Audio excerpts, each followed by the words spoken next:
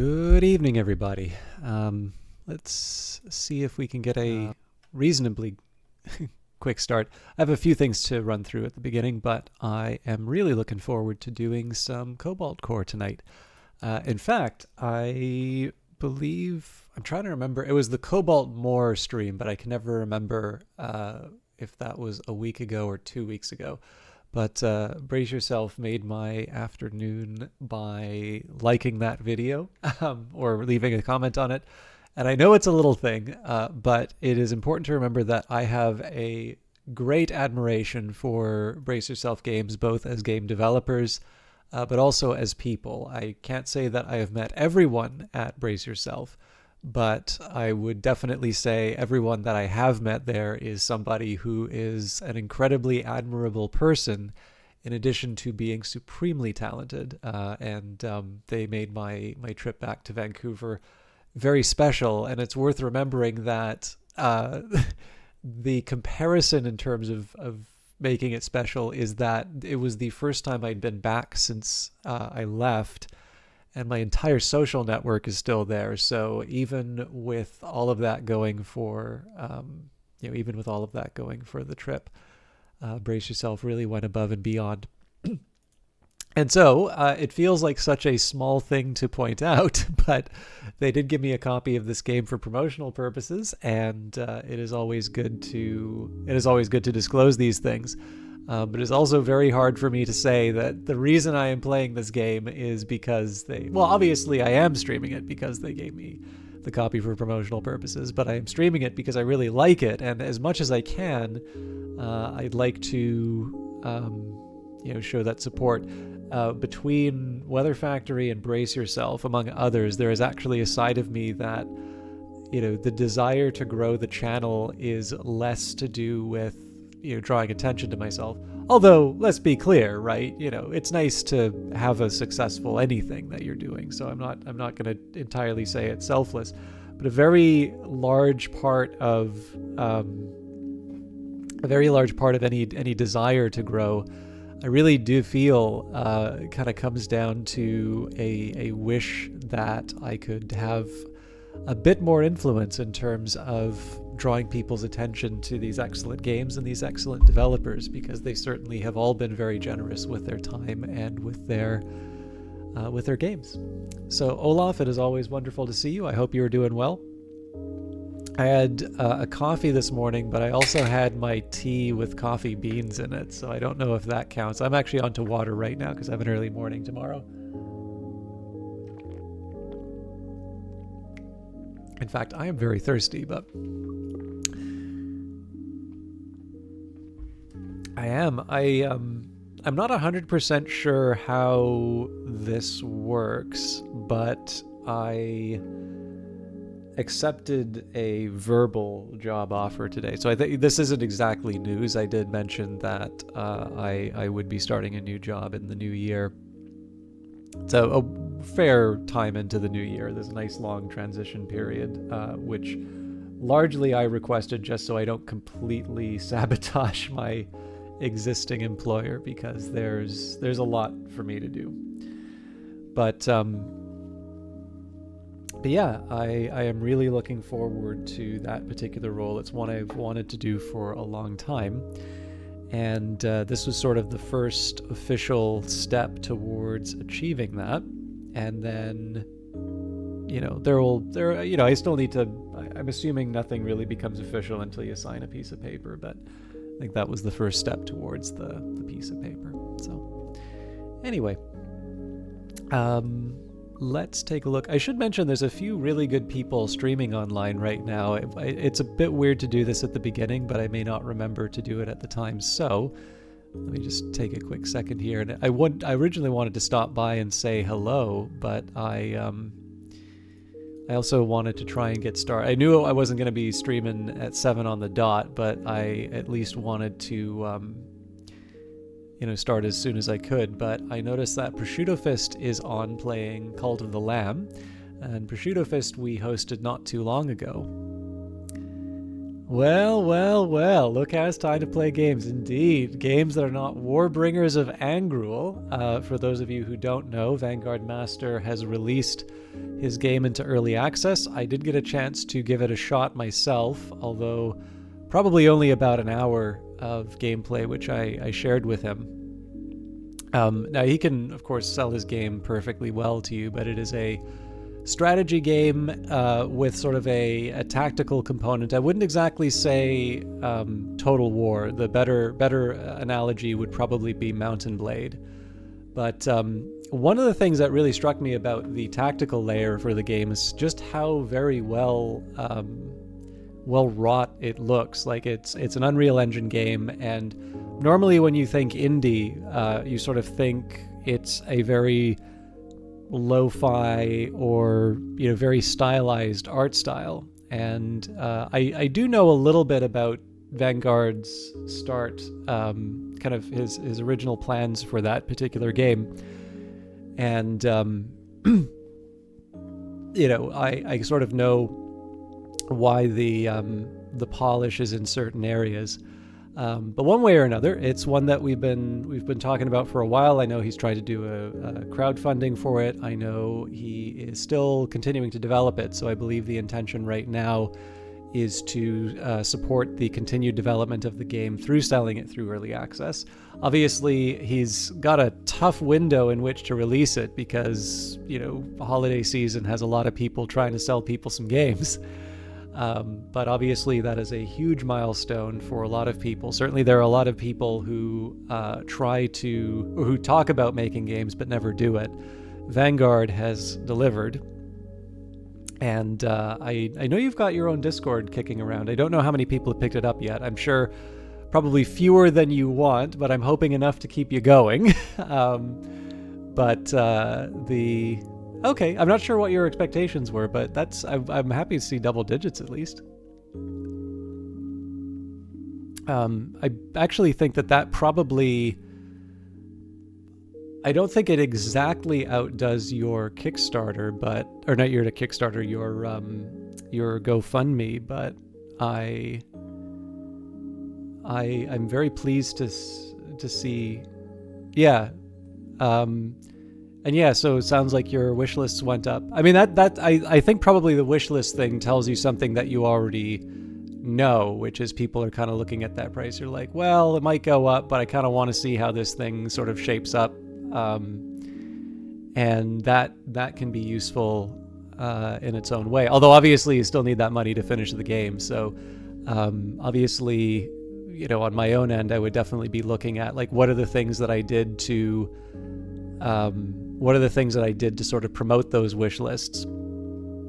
Because of course that will be the follow-up strategy that you employ to convert those wish lists into sales. Anyways, that's all stuff we can talk about later anyway. But yes, for those of you who don't know, I think in a couple of weeks you'll come out with the... I had no idea that you had a multiplayer component. That's very cool. But yes, for those of you who know, like I said, Vanguard can do a better job of selling his game to you than I can, but he, again, had that big milestone of finally releasing out into early access. And if you like sort of Mount and Blade style games, I know that his background is in modding Mount and Blade, and so it is one that is definitely one that is first of all taking on a very big topic for a first game, but one that he's delivered on. So, and good luck. I know I've said that a couple of times, but it's always nice to celebrate people's accomplishments in the channel.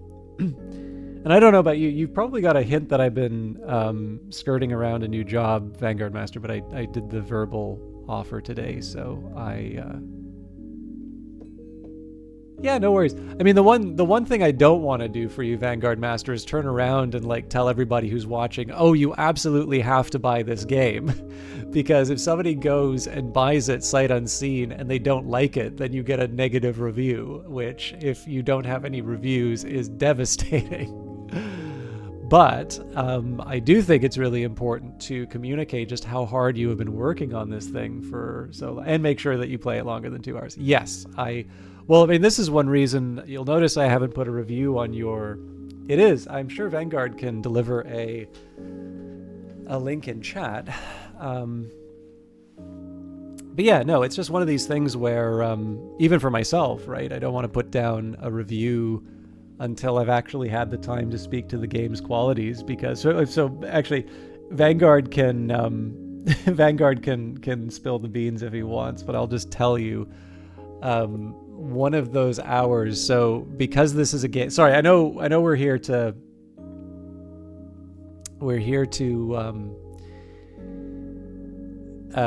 play Cobalt Core, but the one thing I did want to mention about Vanguard's game was I started just to play it, and then I thought, well, you know what, I've gotten some feedback from people that it's very helpful to see somebody encounter the game online, or like on a video or something like that. So I did decide to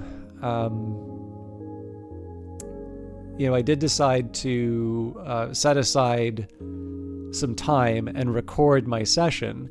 And one of the things that I do like about streaming is that when I play a more complicated game, so Stellaris would be an example, and I mentioned Stellaris because that was actually how Vanguard found me. I'll run into people who say it's like, oh, Civilization looks so interesting, but I don't think I could ever play a game as complicated as that. And of course, I know among strategy gamers, a lot of people consider Civilization to sort of be table stakes. Now, I don't mean to say that in a very haughty way. I think it is actually very fair to say, and particularly if you are somebody who designs strategy games, it is actually worth thinking about the fact that a game like Civilization is complicated to people,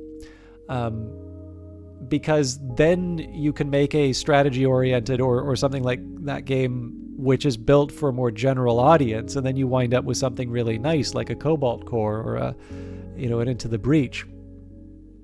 So, which again is no knock on Civilization, easily my favorite game series, and I was having an exchange with someone online.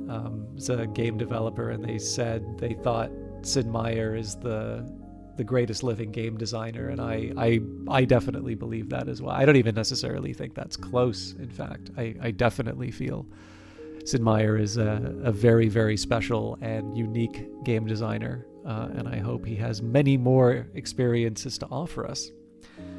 But yeah, I did opt to record the session, and one of the things about learning a game like that is basically being okay with getting absolutely crushed in something, right? It's not the real world. If your kingdom is completely destroyed, you just reload it and do the run again. So, you build up an army, and if the game doesn't tell you how many enemies there are in another area, well, the only way you're ever really going to be able to tell that is by sending an army out to go in. And incidentally, so I mean, Vanguard is former military, so he can probably tell you a little more about this, although I know not in this area. But I mean, part of recon is about sending out this force and sort of making enough noise to be able to get an idea of where and how much of an enemy force there is. Now, the thing is that for me, I didn't know how powerful a particular army was, so instead of just running off, I actually took the field and was promptly smashed. But this is how you learn, right? And then of course the thing that's nice about that is that if I'm writing an after-action report to someone like Vanguard, I might sort of temp down I tested the edges of the enemy or something like that. But no, like what you want to do is you want to show, okay, how long did it take the player to get from loading up the game to making their first army to getting to this really beautiful landscape that we spent a bunch of time and money realizing, because of course you have a 2-hour window in which somebody's going to potentially refund this game. how clear was it to them that they were completely outmatched for that battle, and so on and so forth. Like, it doesn't necessarily mean that the game needs to change, but it is insightful in terms of understanding what a player is doing. And again, this stuff isn't always flattering to me. I mean, again, I've got other things to be prideful about other than my ability at playing video games. But the thing is that you're never going to want to volunteer how much of an idiot you were in a game. And so that's why in the end I wound up recording it for Vanguard. Anyways, didn't test Cobalt Core, so I didn't get a chance to show Rocket Rat what a complete moron I am. However, I am very much looking forward to playing Godless again, which apparently Daniel actually took the time to message me and said thank you for streaming the game. So it is one I'm going to follow up on, possibly because of that message, although it is a very enjoyable game and it's one I want to share anyway. So I'm just going to have a little more water and then we will actually jump into the game. Okay, so I think we're going to do the same loadout from last time. We obviously had one really good run. I still need to kind of get used to the Jupiter. Isaac, I think, is a really good fit. It's less clear that Dizzy is an appropriate fit for the Jupiter, which has such a small shield level. But the thing is, I really want Dizzy so that I can finish their story. And then I'm not going to move Perry out because my other attack option would be Drake. So if I was really going for the one I want the most, it would probably be something like this. But I do want to bring along Dizzy. And of course we have books. I'd really like to play around and use books. But let's focus on Dizzy's story first, and then we can move on. The other things that we're working on, we can get this mystery ship, win a run without Dizzy, Riggs, or Perry. Now, we're at minimum 4 sessions away from that. And that's because I'm going to do 3 sessions with Perry to get that story before completely moving everyone else. And then we need 10 victories to unlock the ship. So, all that out of the way. System time corrupted. Please select a boot option. Upgrade 2 random cards to Type A. Replace Warp Prep with a boss artifact. Or upgrade 2 random cards to Type B. I don't even remember which ones were the Type A. We'll do Type B. Alright, I'll take both of those. Alright. Activating defense protocol.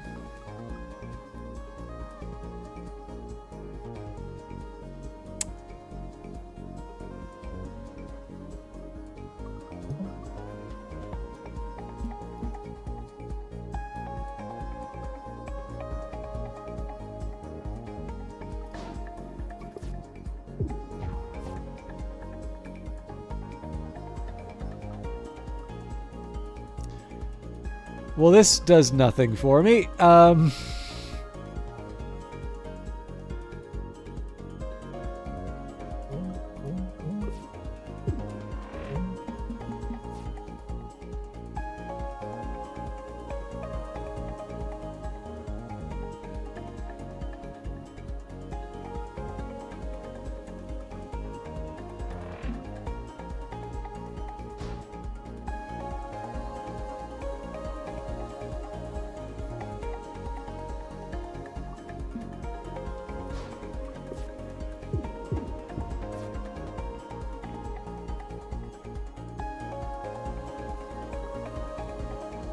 Wish I could throw out another Jupiter's moon here, but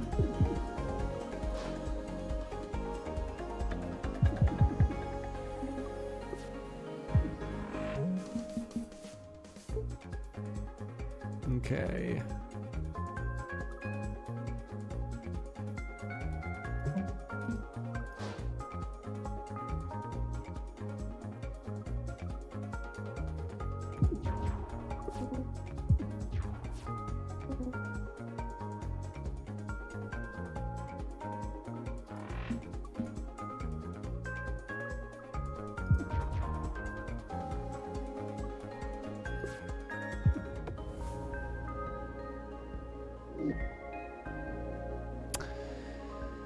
Okay, so I can do EMP. Outgoing, the status will be applied to the enemy wherever they are. Interesting. So basically takes out both ships. Boost capacitors is kind of tempting, but I've always gone for the acid cannon whenever I can. Now, I do tend to like going for mysteries. Let's go for the mystery that will let me take on an unusually strong encounter. How's the ship running? Oh, as good as can be expected. By which I mean bad. Can I get you anything? Let's upgrade.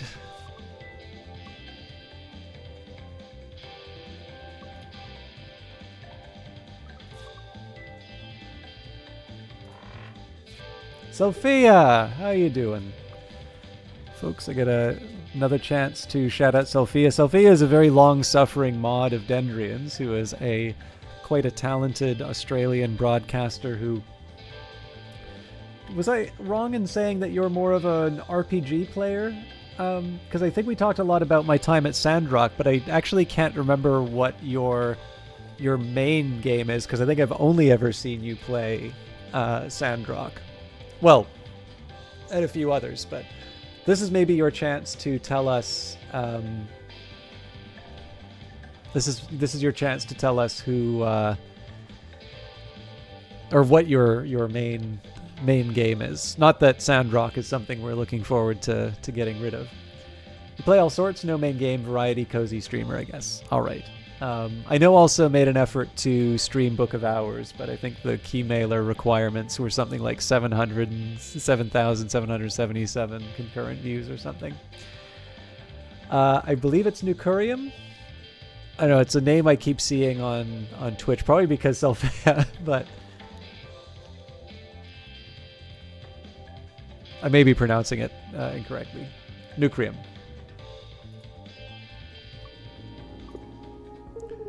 Detecting a minefield up ahead. Oh wow, with a lot of exploded ships inside. Let's stop and look for cool stuff. We'll probably get barely exploded at all. Oh man, that's a good one for us to get. Nice, let's get out of here. Oh god, I hate the gnat. Alright.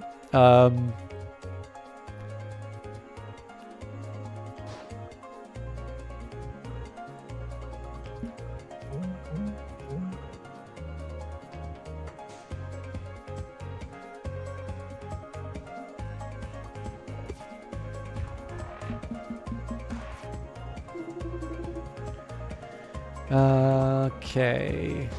Always do Jupiter's moons.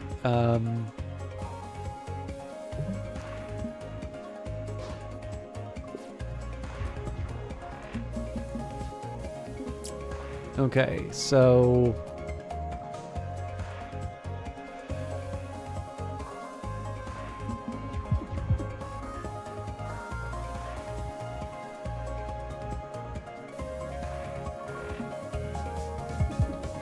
There we go.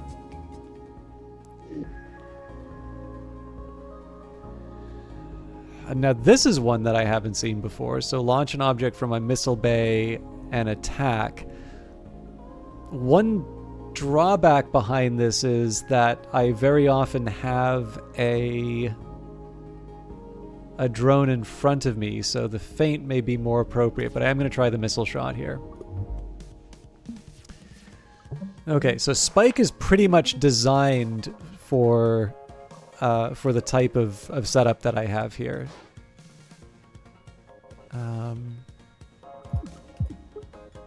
Like that was almost enough to take him out. If we could have done the acid attack, that would have been perfect. But in this case, we really just need to.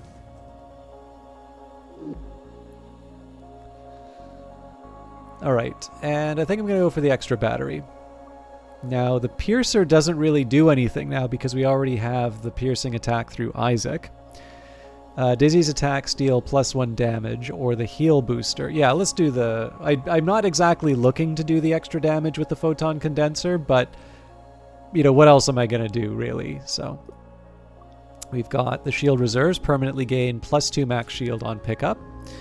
And I'm gonna... It doesn't really matter which of these two I go for. We're looking for the unusually strong enemy. Alright, so this complicates things a little bit. I think I am gonna start with a dodge.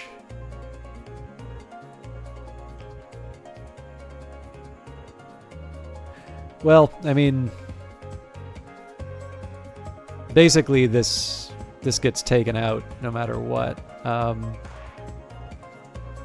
Well, no, we can hit him with a shot.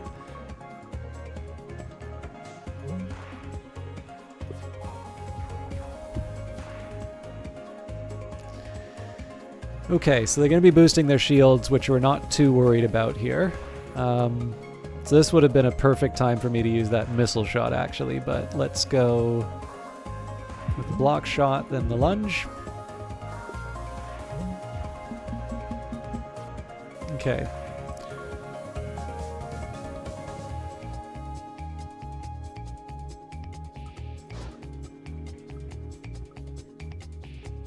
I wish I could shift this over by 1, but I just don't have it in me, so.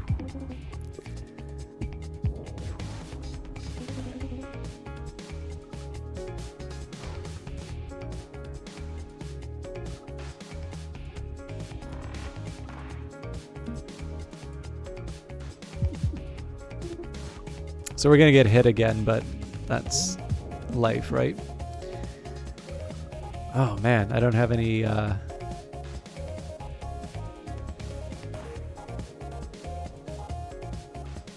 So one thing I'll do is move off to the side. I think I'm just going to let my drones take that. I should have used the missile. So that's a bit more damage than I would want to take on this, but I will live. I think I'll go for another parallel shift. Oh, hey, look, target practice. Okay, the hope is always to be able to hit the cockpit here, but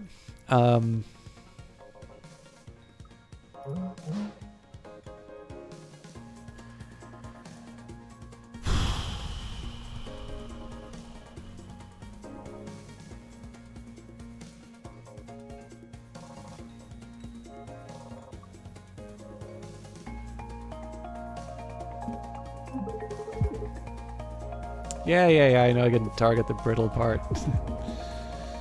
Alright, let's see if I can make anything happen with this.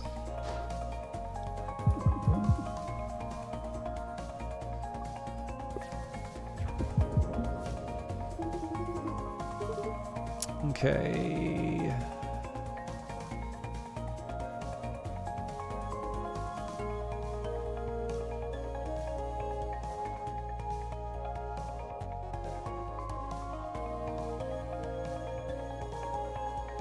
I want to be kind of careful in terms of how I handle this.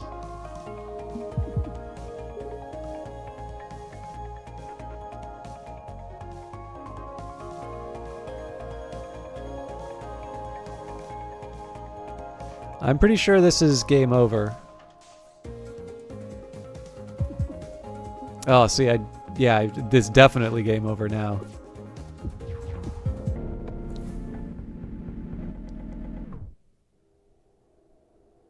Oh, are you doing your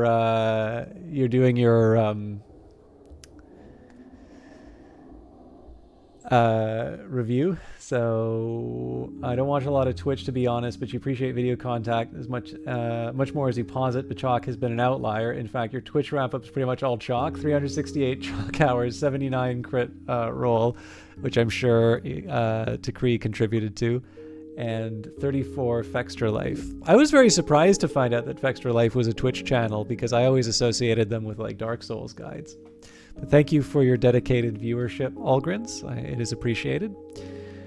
So that is a real shame that I let that run go away just because we had such a good start with the piercing, but that's what I get for not being on the ball. So let's not make the same mistake again.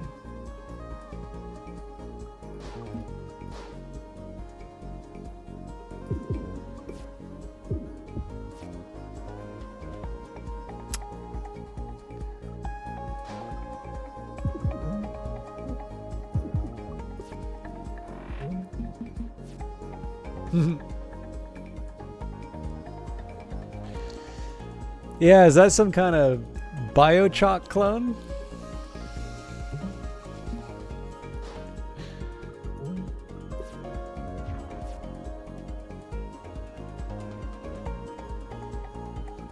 do want that energy drone.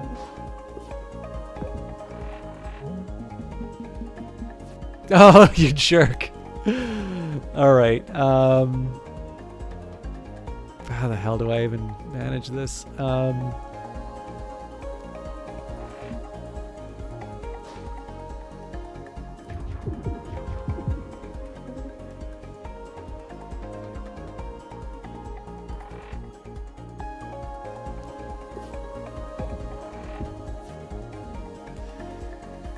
Okay.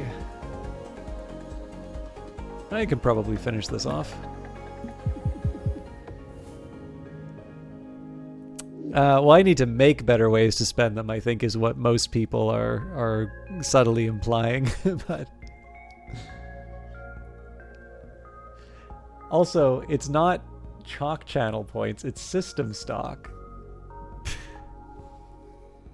Put all this effort into naming stuff you do. Don't even call it by the right name.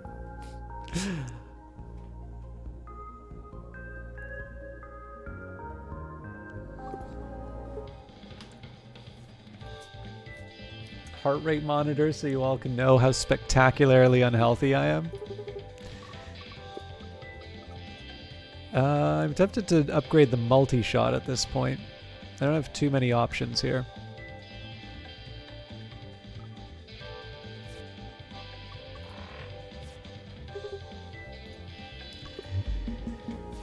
Okay. I also want to get back to reading the dialogue properly. Sorry, I've been off.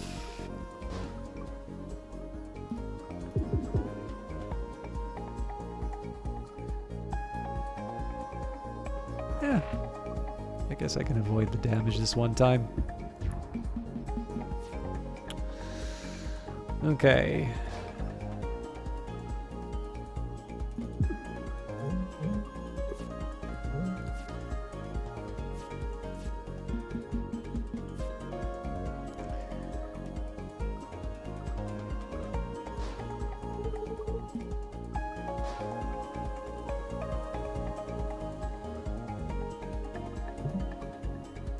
Oh, I should have lunged. Oh well.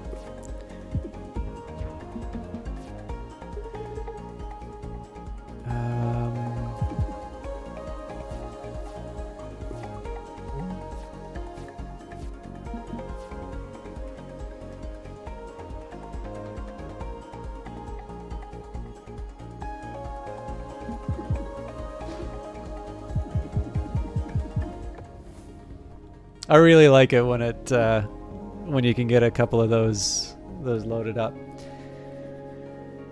10-minute inputs on the screen so you can all see my APM in these high intensity games. So apparently this StarCraft, so since my deal for myself was that I would reinstall the Blizzard launcher when the Activision Blizzard deal closed, so I did. I also feel okay saying that I did actually have shares of Activision Blizzard, so I was very happy to see that deal close. There might be a couple of other games that I have shares of. Although again, like, I'm not a particularly wealthy person, so they are absolutely trivial amounts. Like, every single time I get one of those forums which are like, you know, you need, as a shareholder, you get a say in terms of how things are run. I'm like, no, I don't. It is a complete waste of my time to do anything other than throw away this form. But yeah, no, I obviously was in a good spot. There's, like, for all the troubles that the game industry had, you know, all the troubles that the game industry had this year, there were a couple of reasonably good. Okay, so I want to be kind of careful about this because there are a bunch of gamers who actually did do this, and there's like influencers who are talking about what a financial genius they are for doing so. So here's the story that you can tell. So,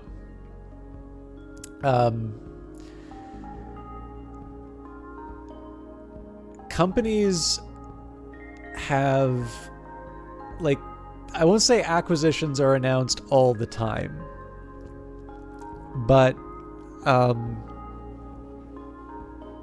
there are more acquisitions announced than close. So the usual deal that people do is that they will see, okay, so they say they're going to buy this stock at $95. The stock is currently trading at $75. I can pocket an easy $20. Now, I'm sure most people have the common sense to say, well, this sure seems like free money. I surely can't be the only... Actually, if Dendrian was here, he would be able to explain exactly how this works. But, I'd like to think that most people have kind of the common sense which says, it really does seem like this is too good to be true. I wonder if there's something going on here. And the answer is, of course there is. Effectively, the difference between the price and the price at which it will be acquired and the current price, you can kind of consider this to be an estimate of how likely people seem to think this acquisition is. And for a very long time, the price at which Activision Blizzard was available was well below the price that Microsoft was going to buy it for. And it's worth remembering too, right, that they were paying all cash. So sometimes these deals are that you will get shares in, the acquiring company or whatever. I'm sure if Microsoft did that, they would have been able to pay with a very, very small amount because their shares have been on a tear. But yeah, basically, that was one where you could really express that in pretty clear dollar terms. And I don't actually think it was wrong for people to assign something of a lower than expected probability to that deal closing, because you probably have noticed that the FTC has been quite active. In fact, I don't want to go too far into the politics of this, just because in the end it's not my country. But people have suggested that while Lisa Khan is it Lisa or Lynn? I'm pretty sure it's Lisa. Sorry, I'm doubting myself now.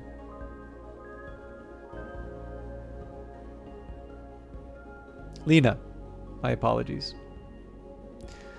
While she's sort of invigorated this whole, number of sort of scholars and has, really gone hard on these large companies, the FTC hasn't really been booking a lot of wins. And in fact, very often when they've wound up going sort of in front of the courts have sort of wound up making these decrees which wind up constraining the power of the agency. And sometimes the power that these agencies have comes more from the threat that they can do these things as opposed to the actual implementation of it. And so there has been some concern that while, being very activist with these things is good for, kind of riling up a particular base. And again, I'm certainly not trying to suggest that unfair practices should be ignored. But that ultimately the lack of success may actually leave the FTC weaker than when she found it. And I don't believe that is her intention at all. And it's tough, right? Because if you feel that something needs to be reined in. So if you think tech needs to be reined in, it's not like you can sit on your hands and say, "Oh, I'm sure this will solve itself." But on the other hand, if you bring too many motions which are defeated in a way that remove some of that, uncertainty, or if you don't bring the best case that you can, sometimes you can find yourself in a worse situation than when you started. But one way or the other, right? I think it is fair to say that this particular FTC is, not necessarily going to just wave this thing through, even though Microsoft, it's not. Microsoft definitely is not being treated the way that it used to be, back when the company was almost broken up over putting Internet Explorer as the default browser option. There's a bit more to that case, but in any case, the thing here, right, is that there is a version of this story where, a bunch of people bought Activision Blizzard after the announcement of the acquisition. The FTC gives a hard no. and the deal doesn't go through. And of course, the share price would fall probably to what it was before, and people are out a lot of money. Of course, the problem here is that, and I say the problem here, I did have shares, so I'm happy enough to get my payday. But the problem, of course, is that you now have a number of people who have only ever known a success on those sorts of things. Some people call it arbitrage, and it's not, because there is a level of risk involved in it, although maybe arbitrage isn't quite about, well, okay, that's a separate conversation. But the reason why I told this story is that there's actually a Canadian story, and I'm somewhat attracted to this. So there's a bank in Canada right now called the Laurentian Bank, and they've been having a hard time of it. In fact, the assets of a company are known as its book value. So the price to book ratio is essentially the price of the company divided by the assets in the company. So essentially, if you were to theoretically liquidate the entire business, that would be the money that's left over, and essentially the price to book ratio is how many times the assets that the company has. So this is meaningless. So like, I don't know, if I was a much wealthier person and I said I want to go and buy Brace Yourself Games, and they did an inventory of the furniture and the computers and the intellectual property and so on and so forth.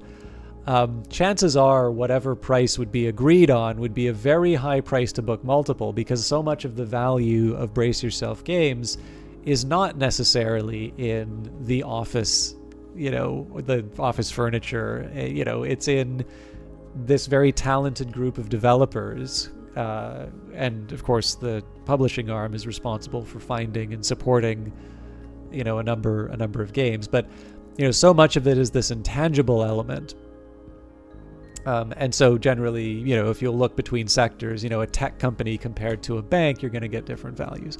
Banks in general, right, the book value is essentially the value of all of the loans in its portfolio, because loans are assets to a bank, liabilities to you, just the way that your deposits are assets to you, but liabilities for a bank. They need to pay you back. So Laurentian Bank is currently trading at less than half of its book value, I believe. And the reason for that is that it has definitely been underperforming as a bank. It is, it's not, I don't think it's been making losses, but it's definitely not been making money as a bank, and people are very concerned about its future. And so I think they fired the CEO, and there was an announcement, or maybe it was the other way around, but they announced this sort of strategic review, and particularly because RBC had just bought up HSBC's Canadian operations, and interest rates at the time were relatively low, although they were on their way up. There was this idea. Essentially, they said, "Well, we're going to go and try and find a buyer," and everybody's like, "Oh, okay. Well, this bank is going to be acquired," and it was, everybody piled into this thing. In fact, I've got the sheet up. I can get that up really quick. So I think when there was now, in fairness, this wasn't an announcement in terms of oh, do I not have this anymore?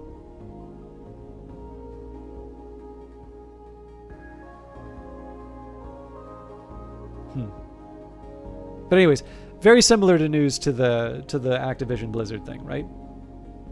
Sort of announce, hey, we're going to go and try and find a buyer. Everybody was convinced, okay, this company is going to get acquired, assign it some huge premium. So after that news broke, the shares went to $43 a share, and today it's $26.10 because nobody wanted to buy it. So if you did the same thing, so imagine for a second here, right? You follow all of these Twitch streamers, and they're like, "Oh yeah, I play the market. I bought Activision Blizzard at $75 and cashed it out at $95. I made $20 a share. I'm rich. It's so easy. I always do arbitrage. Well, essentially, these are going to be people who lose a lot of money by betting a completely unreasonable amount on a very wide spread, and it doesn't turn out. So, I mean, again, I do wonder if the pessimism about Laurentian Bank is more than necessary. Obviously, none of this is actual financial advice, but that's the risk that you play, right?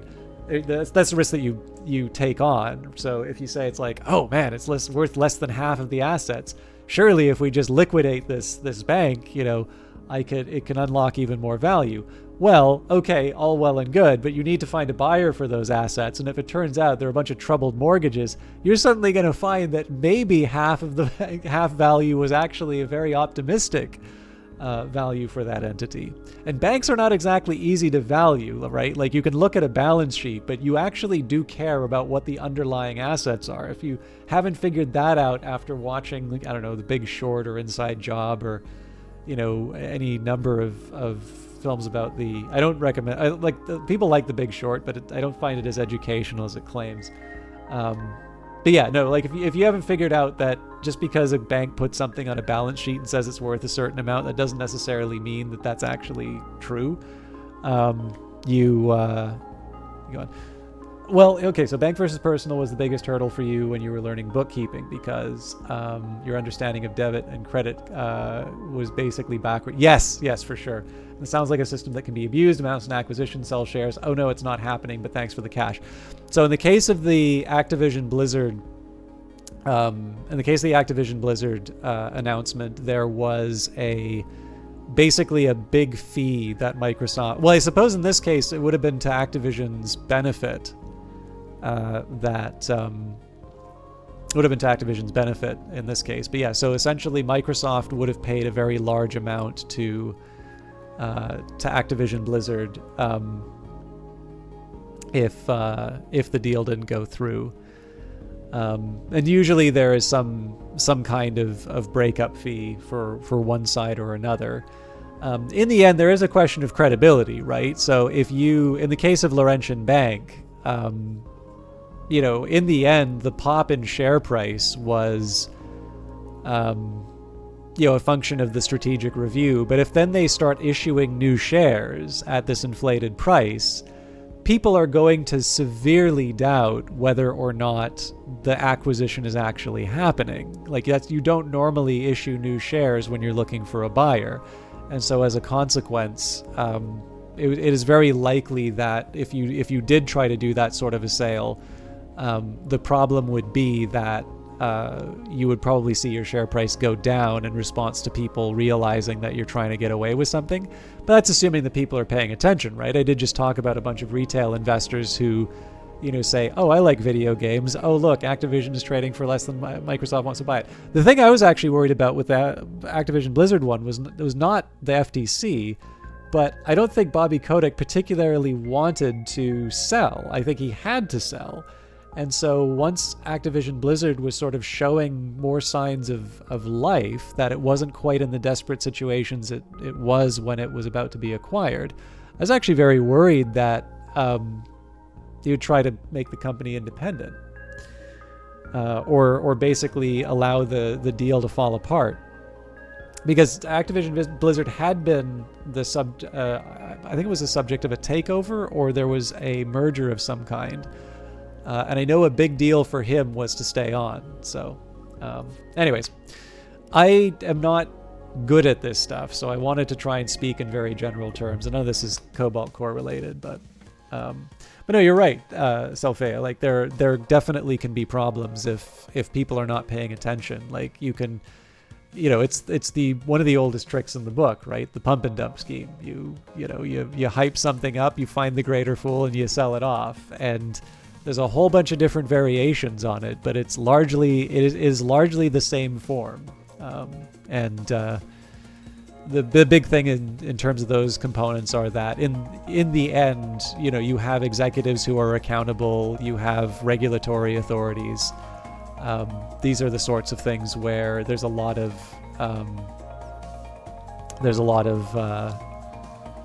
basically sometimes the reason this stuff doesn't happen is because somebody's name is on a piece of paper as being responsible for this thing, and so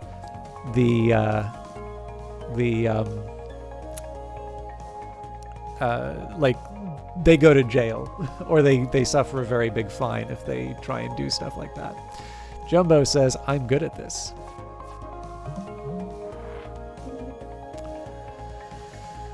Okay, how do I want to play this?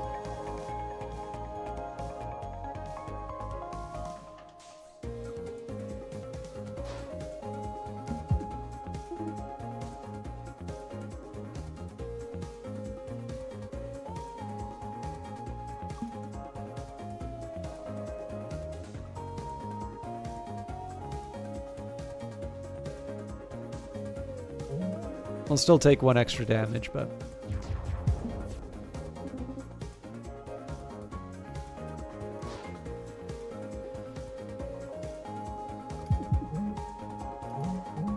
Now this will completely absorb the damage. Okay. We're good here? No damage. Alright, so... Ideally, I clear the... Good.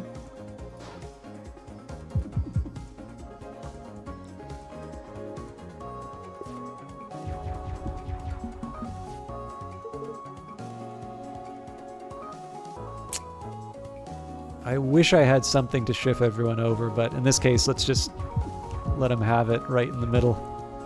We're 1 short. That's so upsetting.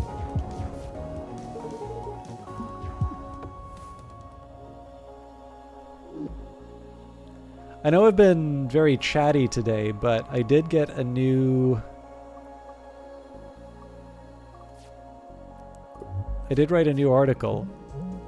Is there any interest in me reading that on stream, or should I just leave it for another occasion?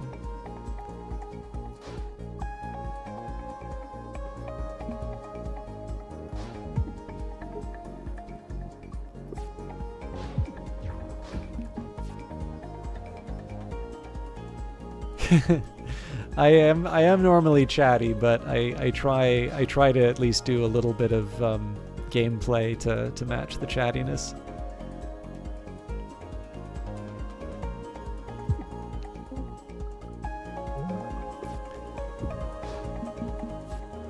Okay, if I can avoid this attack.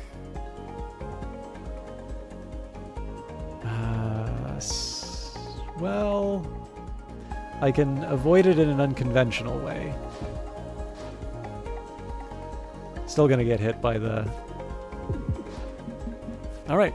I will do it after... I'll do it at an appropriate sort of break in the action. So I don't exactly want to take it in the face with the...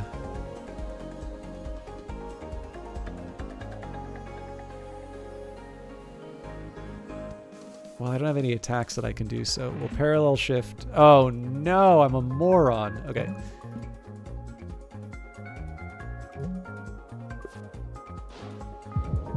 Oh my god, I put that in the worst possible place. All right. No! That's a second stupid set of moves that I did to ruin the run. All right. I need to clearly get this back on track. Yeah, no worries, Olaf. So tell you what, this actually seems like a good opportunity to do the essay. So I'm going to get some water. I'll read the essay really quick, and then we can properly focus on Cobalt Core for the last 2/3 of the stream. So I won't run ads or anything like that, but you're going to hear the sound of running water. So maybe it'll make you want to go to the bathroom or something.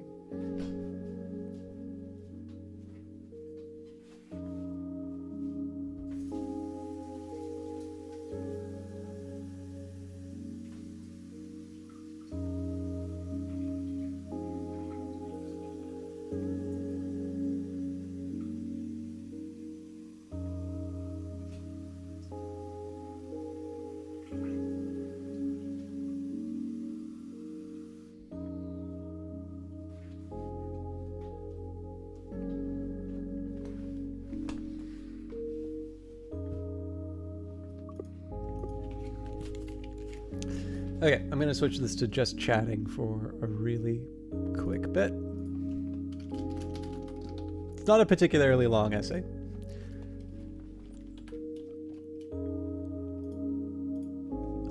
But I did get... okay, so I'll actually admit I was a bit worried about this one simply because I don't think there's anything wrong in this essay, but it's on a touchy subject for a lot of people. And I can definitely see this as being seen as kind of callous to a pretty tough situation a lot of people find themselves in, which is obviously not my intention. But the thing is that when you walk into certain topics, people will be, people are going to have a very natural reaction, even if it's not quite where you're going with it. So I will leave it to your good judgment to decide whether or not I've hit the right balance here. Money trouble. Tech has seen waves of layoffs in 2023, and gaming is no exception. While the two might seem related, the stated reasons are quite different. Tech CEOs have not made it a secret that they feel emboldened by each other's drives for efficiency, while announcements that tie layoffs to profit margins are the exception in gaming. Most articles correctly identify the rising interest rates as the cause of layoffs in gaming. One difficulty with this... Okay, sorry, just give me a second here. I'm going to do some editing while... This is one benefit of reading it out, by the way.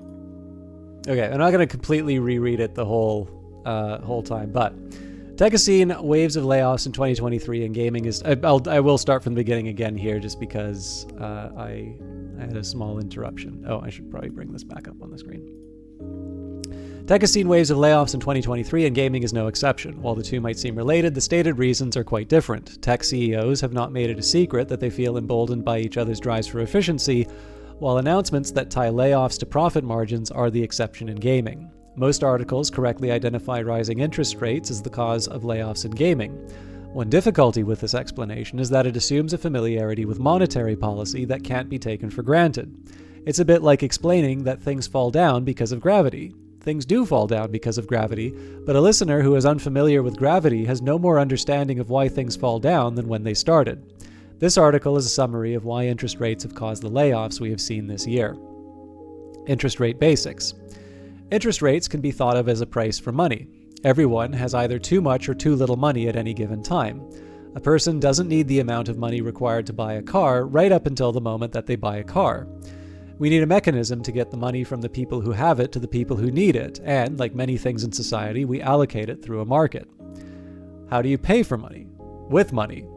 Interest is just extra money that you give someone for using their money for a period of time. Like other markets, when there are more people who want it than are offering it, the price, interest rate, goes up, and the price goes down when there are more people offering it than want it. Higher prices encourage more lenders and discourage borrowing, just as lower prices cause lenders to find other uses for the money while bringing more borrowers in, ultimately creating an equal number of borrowers and lenders. Money is different from other markets because of its ability to enable many types of productive activity. Someone who can reliably earn 8% on an investment will want to borrow as much as possible at 2% and won't borrow anything at all at 10%. Even consumption can spur investment as companies build up their ability to meet the demand. This fact makes it a useful market to intervene in for institutions that are responsible for the proper functioning of an economy. During an economic downturn, there is less activity going on, and the problem is exacerbated by people hanging on to money as a precaution against the slowdown affecting them directly, such as through layoffs. Here, a central bank would intervene and cause interest rates to fall. As noted above, lower interest rates make it less desirable to hold money and makes more projects economically viable. These investments coincide with additional hiring, which is expected to improve the economy. Why would a central bank want to slow down an economy? There is only so much that a given economy can do at a given time, since there are only so many workers and machines for them to operate. Attempting to stimulate an economy beyond this point does not produce a meaningful increase in productive activity, but it does increase...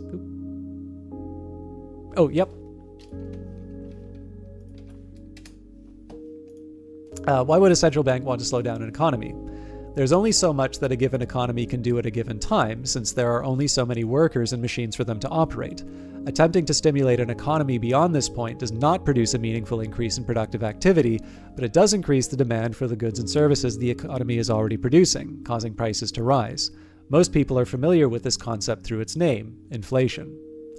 Until recently, interest rates were at historic lows, originally decreased in response to the global financial crisis in 2007 and 2008. People had become accustomed to these low rates and have spent accordingly. The world has changed, and a number of factors have impaired the global economy's ability to produce the things that people want and need, and at a time when people have government stimulus money and a desire to spend it after the COVID-19 pandemic. Central banks have been aggressive in combating the resulting inflation through raising interest rates. The resulting rates are not high from a historical perspective, but they are much higher than they were in recent memory, and few people expected them to rise so quickly. What this means for gaming. Gaming is a business like any others, and companies are faced with a situation where projects that made sense in a low interest rate environment are no longer viable. The layoffs have been so severe because companies are all responding to the same cause. The word greed comes up a lot when discussing these topics, but it is rarely a satisfying or useful explanation. If we must use the term greed, it is more useful to assume that companies are maximally greedy all the time rather than assume that rising interest rates caused companies to remember their greed, thus ending the great corporate benevolence of 2008 to 2022. We expect greed to drive investment when interest rates fall, just as we expect greed to curtail that investment when interest rates rise. It is desirable that these policies remain effective, even while we regret how it affects the industries that are close to us. It is common for anger at the layoffs to run the risk of attributing some kind of moral defect to business decisions that do not work out. Any investment involves a degree of risk, and sometimes the projects enabled by low interest rates have a low expected value because of the risk associated with them. Hindsight is useful in improving our decision-making for the future, but it is not helpful to look at realized outcomes and declare them obviously sound or foolhardy in the first place. We should reward the kinds of decisions that are aligned with building a sustainable business that makes the best use of the resources available to it, and avoid short-term speculation to meet arbitrary targets. In practice, we reward the plans that pay off and do not consider the circumstances under which they were made. It is common to accuse publicly traded companies of short-term thinking, but most gaming coverage follows the crowd in this regard simply because success is much easier to measure. None of this is intended to excuse or encourage a callous attitude towards workers. There can be terrible reasons for layoffs, just as there can be well-meaning people who find themselves in a situation where they need to let people go. Layoffs do raise questions about management, even if one is entirely different to the workers. If those affected by the layoffs were truly expendable, why did it take rising interest rates to remove them? If they were not expendable, what led to the circumstances under which the firm lost these valuable resources, and how will it affect its ability to generate future cash flows? Gaming is knowledge work, and so every layoff doesn't just lose the firm talent, but potentially arms competitors with that talent. Even large publishers have said as much in earnings calls when analysts were expecting them to respond to a disappointing quarter with layoffs. Certainly there are limits to this reasoning, otherwise we would not be seeing the layoffs we have, but even among the least sympathetic participants in this market, the situation is more complex than it is usually portrayed. The fact that so many participants are doing layoffs does suggest that there is a more structural factor at play, and that ultimately large firms expect to be doing less in the near term, although less of what remains to be seen. The indie case. It has been fashionable for a while to say that there are too many games being released. This may or may not be true, but what we are observing right now is what it looks like when an external factor comes in to put a brake on game production. Given how many large firms have hiring freezes and layoffs, it is more likely that the displaced workers will need to find work among smaller and independent projects or otherwise exit the industry. The perspective that says that there are too many games says that the industry is too big and people need to leave. The alternative is to say that now is the time to found or expand smaller projects. Not every firm requires the kinds of return that the big companies doing layoffs require. The simplest example would be a profitable project shut down by a parent company. Provided the team was willing to accept the return the parent company wasn't, they have a good reason to set out on their own and attempt to recreate their earlier success. Higher interest rates make it more difficult to get financing than before, but the point is that smaller firms are not obliged to act like larger ones. In fact, they often benefit from acting differently. This option is not limited to existing teams. Large companies have already made it clear that they feel that they are at capacity and are not interested in expanding further. It falls to teams that are willing to act differently from the large firms to make up the difference if the industry is not going to contract in terms of employment. There aren't any guarantees either way. It may be that there really are too many games, and that the past level of employment could only be sustained by uncommonly low interest rates. It may also be that talent has been released that can now It may now also be that talent has been released that can now be put to better use by being better at identifying opportunities or more efficient at creating games. Time and the efforts of developers will show us which view is correct. Recall that one function of the policies discussed in this article is to bring the economy back on a more sustainable and productive track. It is clear that leaving the matter to the largest developers means that some people will need to exit the industry entirely, but leaving the shape of the industry to the largest participants seems to be a larger concession than people are willing to make. There's nothing easy about the prospect of operating outside of large publishers, but it at least means operating outside the restrictions and priorities that led to the layoffs we are currently witnessing. The previous levels of employment can be sustained provided that customers are receiving value for supporting that effort. If the large firms are in retreat, then it is up to the independents to make up the difference. So, I trust all of you will now go and kickstart your various games.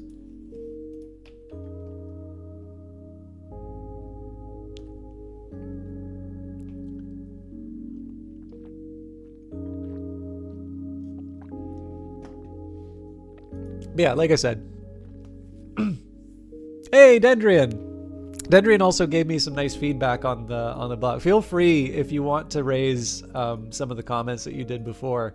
That could be a useful subject of discussion. But the one thing I was a little worried about with that essay, I don't know if I actually did the shout out command for Sylphea, but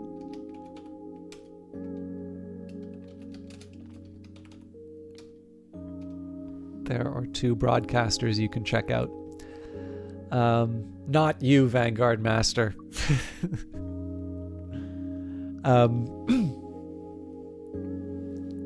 But no, yes, we were talking about indie devs. Okay, sorry, I'm not. Don't follow Sylphea. She said stop. But yeah, no. The thing that I was a bit worried about is so. I do actually know people who are affected by the layoffs around this period, and I do know to a certain extent it must be grating to have some guy just sitting down doing an analytical perspective on why these things happen, right? You're looking for a job, obviously the human interest angle on this is probably a little bit more urgent. But the thing is, I don't have anything to add to that many others haven't. In fact, most gaming journalists actually have access to people who are affected, and they can get a broader perspective and communicate that to a wider audience. But on the other hand, when I think certain aspects of a topic aren't being covered as widely, particularly when there is such a large number of sort of sources of information and analysis, that's usually something that motivates me to write on something. So there were a couple of, actually it was indies that wound up sort of sharing and talking up that article, which I was pleasantly surprised by. So yeah, go ahead, Vanguard Master. You can go ahead and brag. Anyways, hopefully that was interesting for most of you. You added a new gameplay mode, so now you can just play battles if you want to test out different army compositions. That's great to hear, especially because I feel like that will help show off your really visually striking parts of your game. Okay. Let's get a win. System time corrupted. Please select one boot option. Pick from 3 uncommon cards, 1 common artifact, or 2 random cards to type B. Let's do 2 to type B. Oh man, that's an exhausting dodge. Yikes. All right, weapons active. Let's do Jupiter's Moon attack drone for the dodge.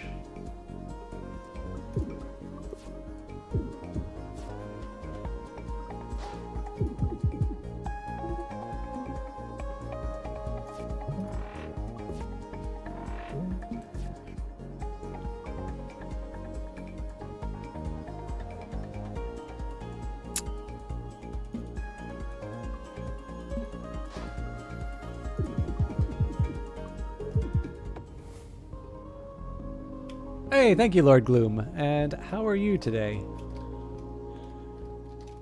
I feel like I talked over more Book of Hours than showed you that. But for those of you curious, Lord Gloom was doing Cobalt Core. I think I've already said if you want to see how this game is actually played, you should probably check out Lord Gloom's stuff. But I hopefully now that I've got the article out of me, I will spend the other 2/3 of the stream doing well on this particular game. All right, so I can lunge. Let's try. Missile shot didn't really work for me last time, but we'll give it a shot. Oh, Wizbro.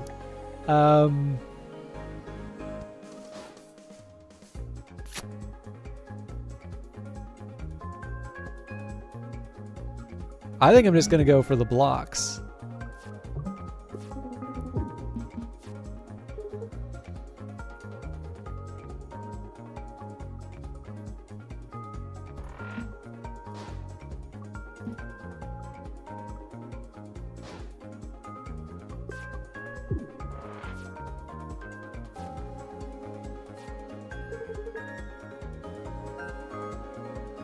Okay.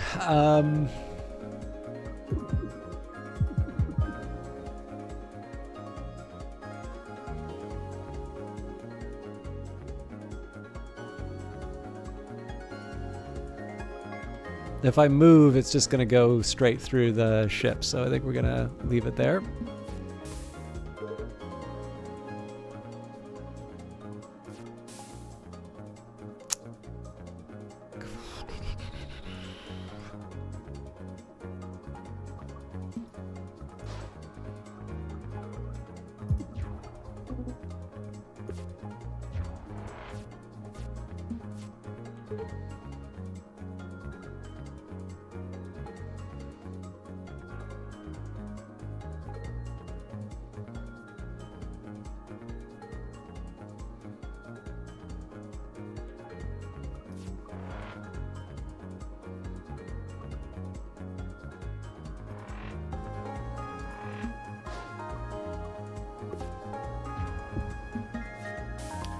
The article was really interesting. Used to work in financial operations for what Cyberpunk would call a AAA core. Oh, that's really interesting because Dendrian works in finance. So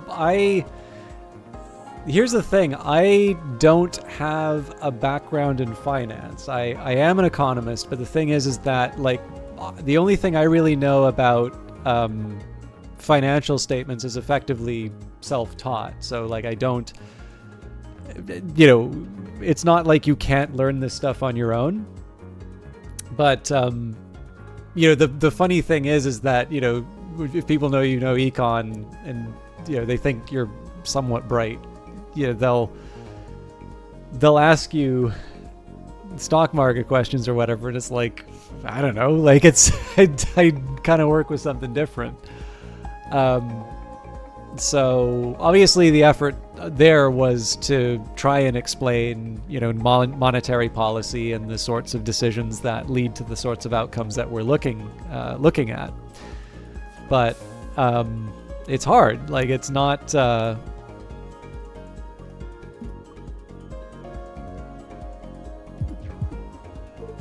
It's kind of one of these things where I'm more of a tourist than anything. So.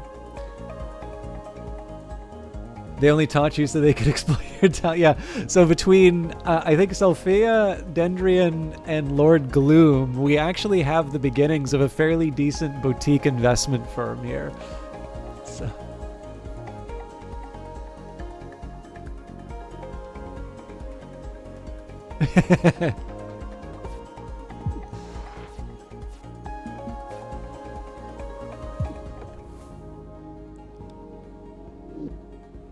I don't know if any of you had to be subjected to me kind of ranting about the Twitch people bragging about being like arbitrage masters for buying Activision Blizzard before before the acquisition was closed. But I am just assuming that there are a lot of people who are now going to follow that advice, who are just going to get hit by something with a very widespread that doesn't actually turn out.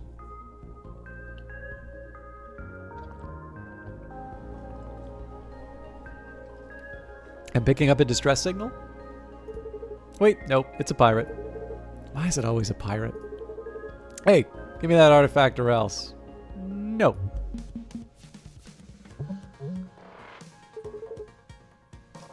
All right.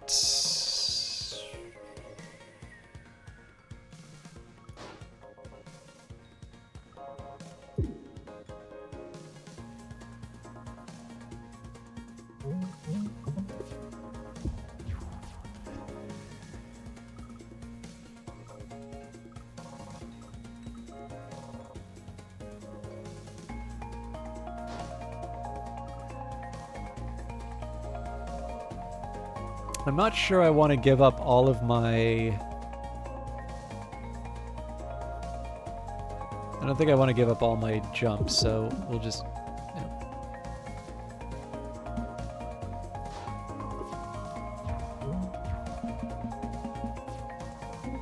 Darn it, Drake.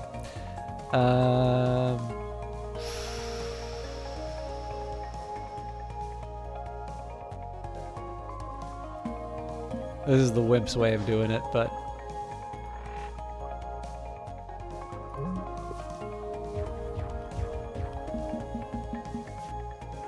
Okay, it works for me. I only get to do one shift. I was thinking how I could get Jupiter's moons in on this. Actually, you know what? This... No, this is a wash, so...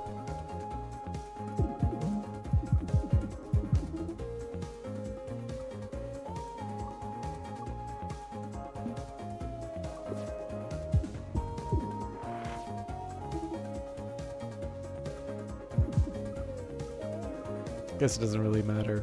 But... Okay, I do like multi-blast, so let's go for that. We've got the regenerator, radar subwoofer, one more damage when directly in front of comms, which, yeah, why not? And I usually do like to go for the unusually strong enemy. You guys still looking for a fight? You came to the right place. Didn't we get rid of you? Oh, hell.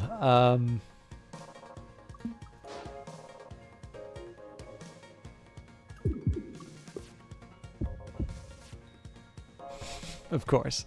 All right.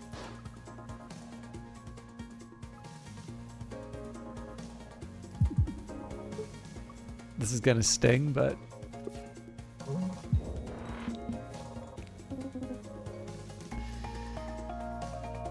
this isn't so bad.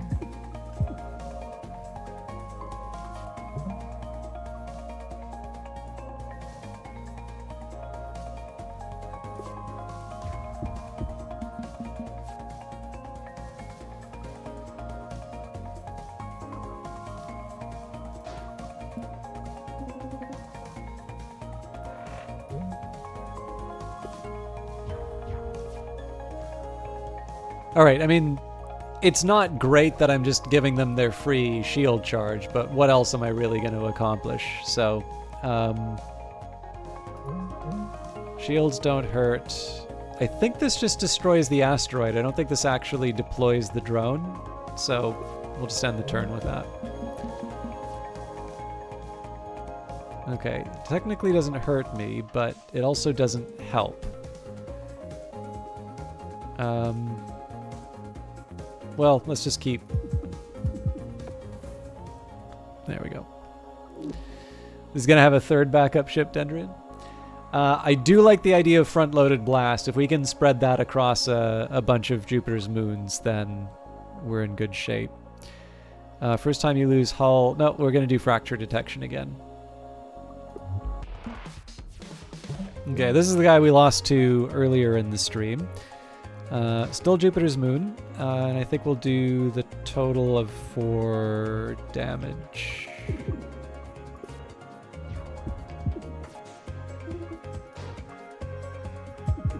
Same story as before.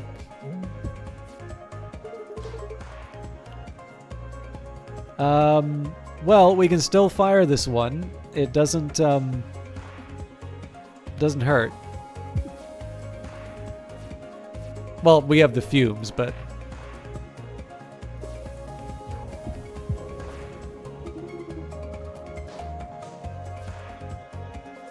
Now, if I was thinking, I would have done the missile shot.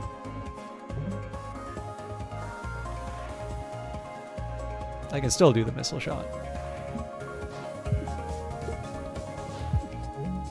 Oh, I thought that was a different order. That was not good.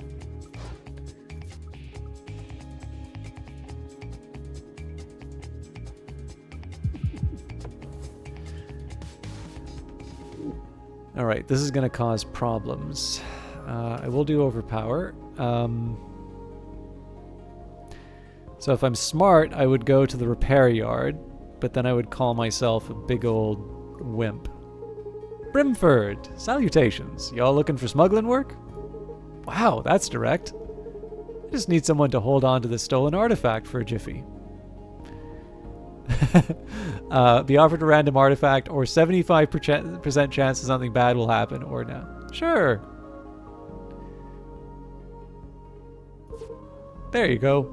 Okay. Well, I'll be on my way now. Okay.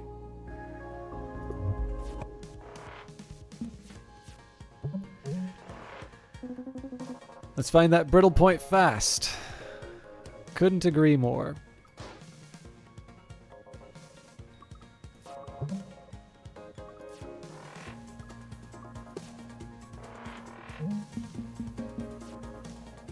Well, that was a waste.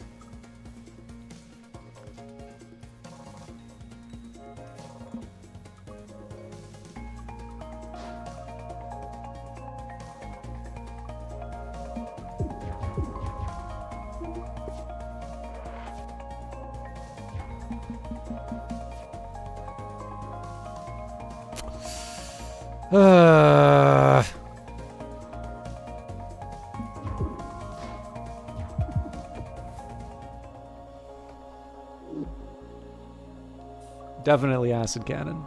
Okay, so we've got the ion converter. If we end with more than 0 energy, gain a shield. Jumper cables. Temp shield equal to my missing hull is kind of tempting. And oh no, overcharger for sure.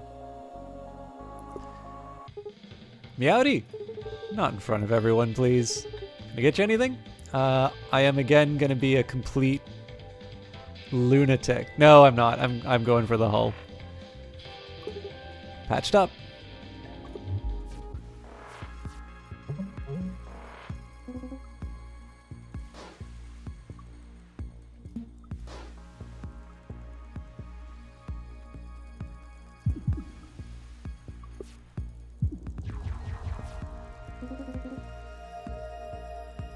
I kind of feel like I have to do the acid cannon on this one.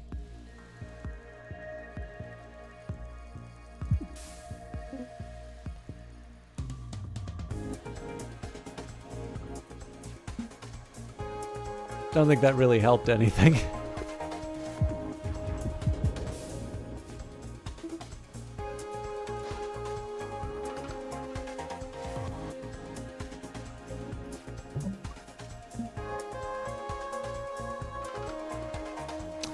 So I can't do the front-loaded blast. Yeah, the front-loaded blast does more damage, even though we do have a good missile shot.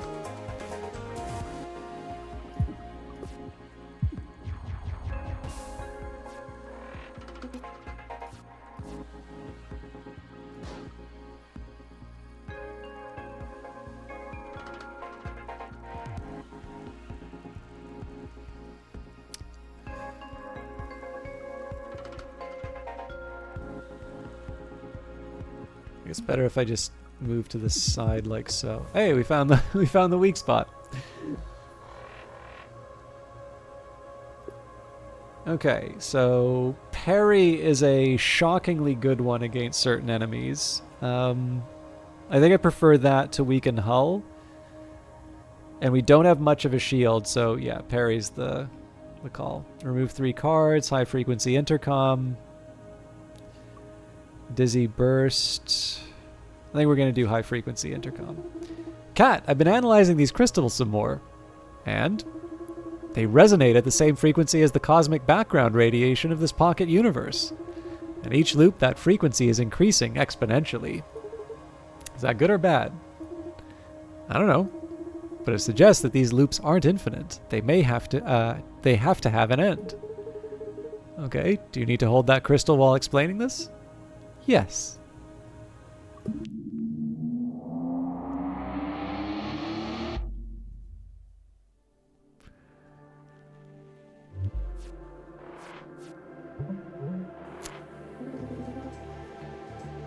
Okay.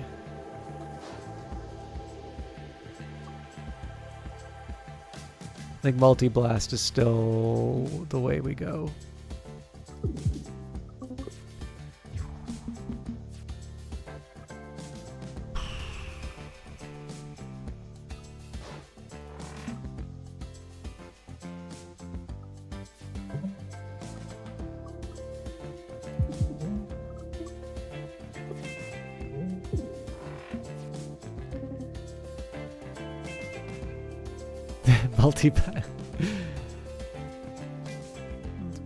People fond of old person movies will recognize multipass.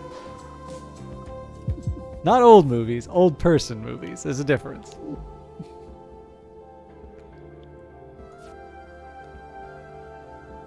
Alright, so I think we're probably just going to go with a zigzag. Again, I normally like doing the unknowns and the artifacts, and then when I can, it's nice to take on the tougher enemies. Detecting a minefield up ahead. Oh wow, with a lot of exploded ships inside. Let's stop and look for cool stuff. We'll probably barely explode at all. Grab the first thing you can find. Sharp edges. Every time your discard pile is shuffled back into your draw pile, the enemy loses 1 hull. Nice, let's get out of here. Sorry, Sophia.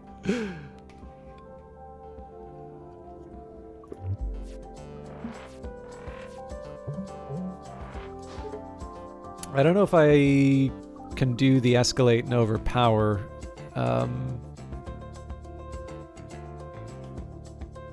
It's probably better to do the damage, even though it does mean getting fumes.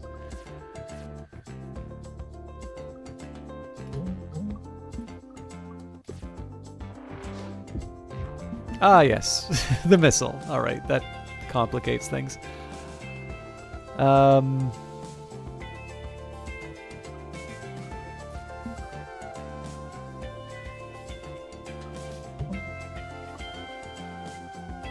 I should have got rid of that.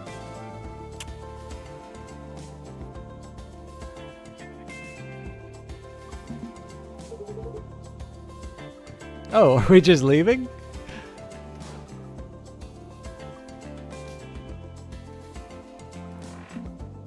Oh my god, I'm an idiot.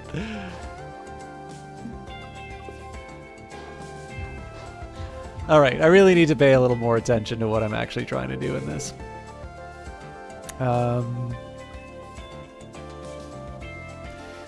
So missiles coming in next turn.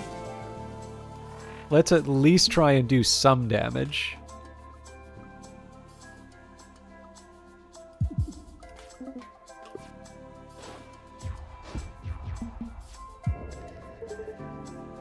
Okay, I don't have any...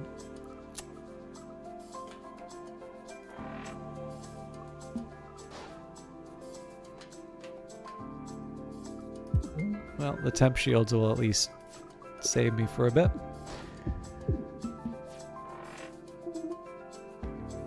Now, if I had a shift, that would save me, but I don't.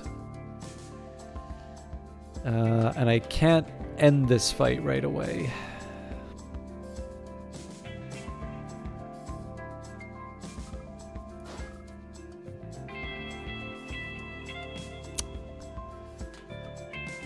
batten down the hatches and hope we don't take too much damage. Alright, now that works a little bit better, because now I can throw one of these out. Front-loaded blast.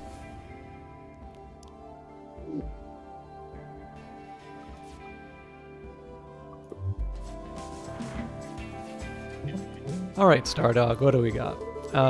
My drones should be able to find that brittle point pretty fast. I think I'm willing to lose the Jupiter's moon. Actually, I should have done the attack drone and then... Well, no, we can still do that. So parallel shift, then attack drone to block. Space mine would have been good too.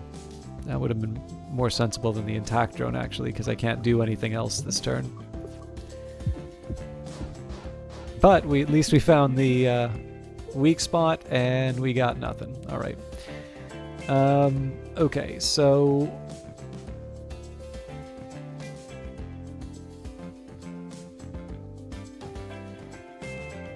The better call here is to Jupiter's moon 1, then move.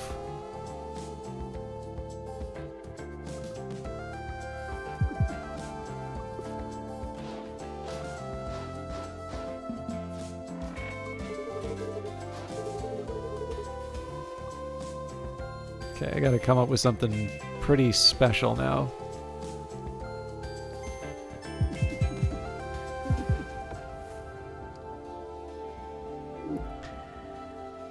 And power play, an extra power drive in exchange for lost hull. I think I'm going to go for the shield drone just because I don't really feel like I'm in a position where I can afford to take too much stuff out.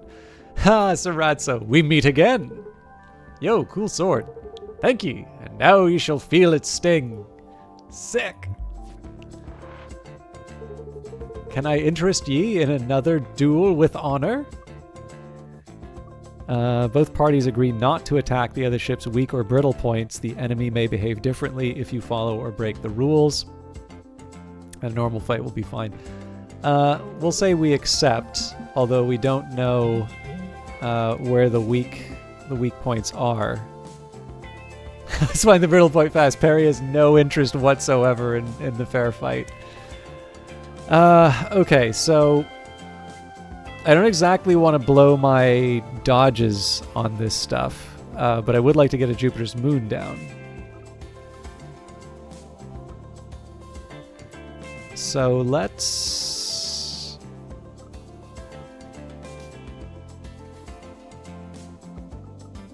Okay, I feel a little bad about this, but I'm going to do a basic shift. Jupiter's moon first, and... nothing else.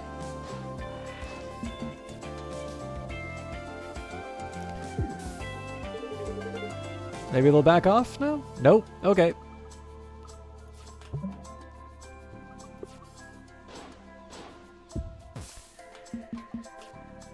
Alright, it's only missiles we need to worry about, so front-loaded blast sure sounds like a good idea here. So the tricky part that I've got is, do I want to do an overpower for the extra 2 and turn that into the front-loaded blast, or do I want to try... Do I want to try something else? So we can hit it for 6, or... Yeah, let's go for it.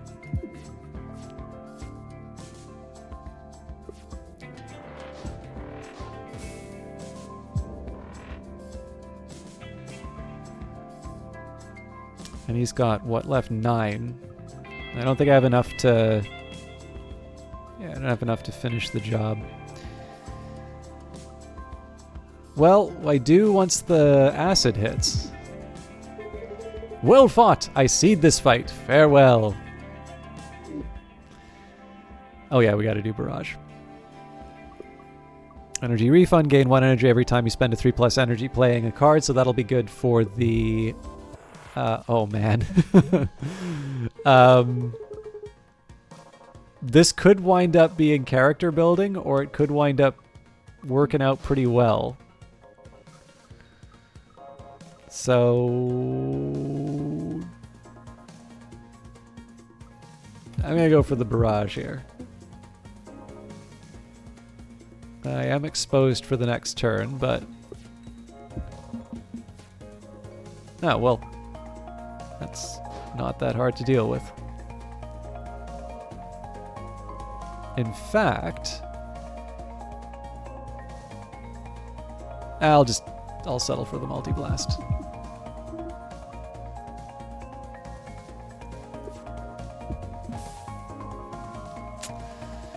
Okay, another Jupiter's moons.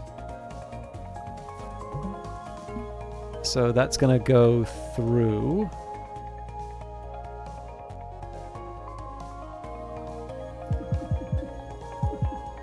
And both of my moons are going to be lost because of the cannon.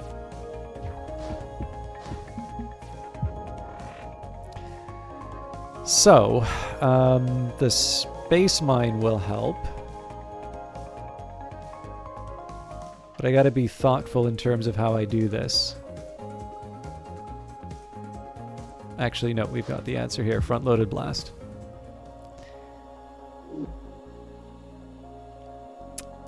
Interval refresh. Yeah, I'll take the next turn. So adaptive plating, gain +1 max hull and heal 1 every time you defeat a boss or elite.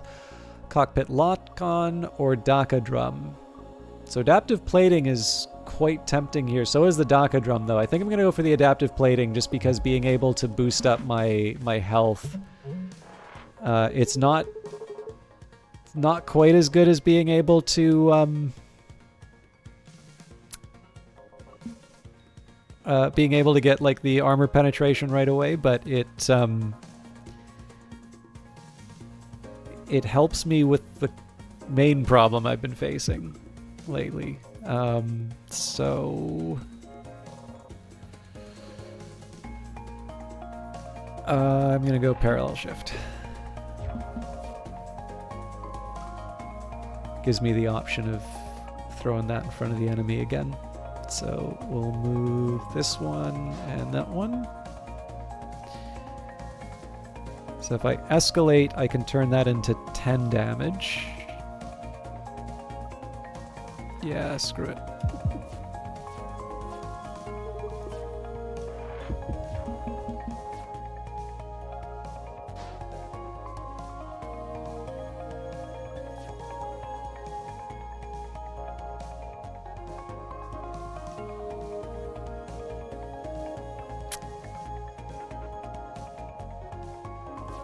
It's tempting to spend some of this stuff, but I'm gonna let it pass.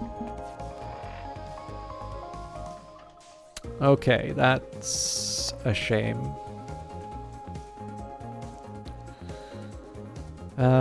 Kill the fumes.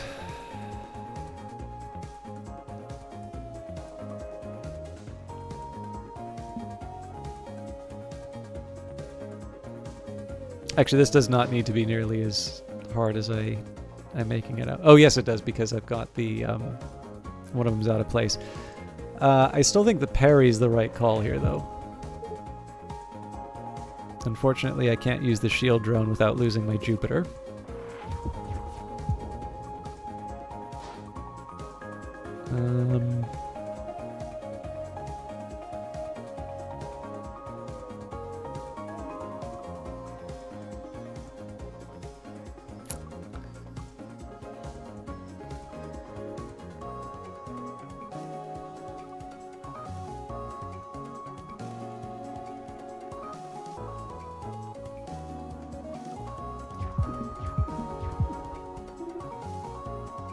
And what did I think I was going to throw in front of that enemy again?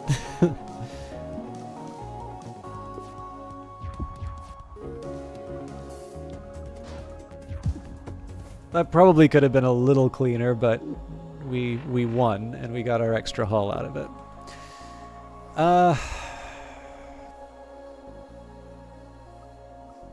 This isn't as exciting because it exhausts. But am I really going to spend 2 on the shield gun when I don't have a large shield capacity? Gravel Recycler, gain a temp shield every time an asteroid's destroyed. Ion Converter, if you end your turn with more than 0 energy, gain a shield. Or Jumper Kit. We'll do the Ion Converter. Howdy. Salutations. Can I get you anything? I am tempted to do Fight Me, but I'm going to upgrade cards, and we're going to go for the mean acid cannon as usual. Heck yeah. Rigs. Okay. Let's find the brittle point and fast.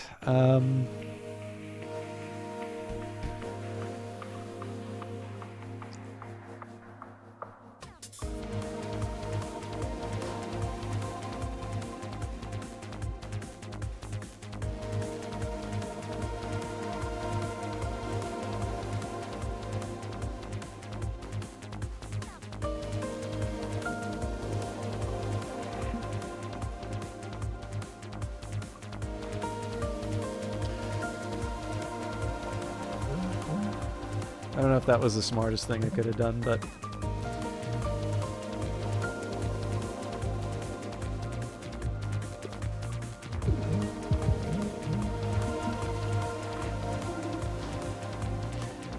Okay, so I've got the multi-blast. Thing is, they've got a bunch of temp shield as well. Now we're going to lose the... No, we won't lose them to the shot. Well, we'll lose one to the shot, but the question here is, do I overpower or do I take the opportunity for the multi-blast?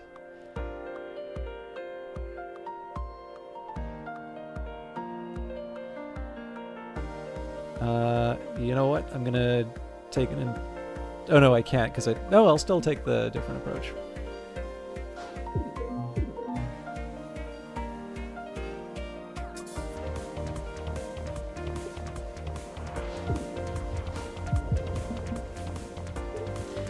Okay, so I definitely need to smarten up in terms of the damage that I'm taking, but I can see a way out of this.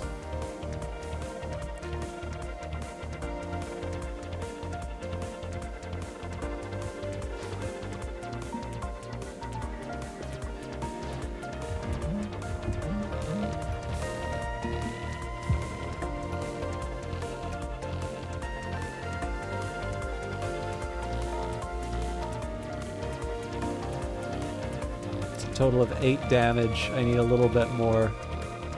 Oh no, we'll be fine.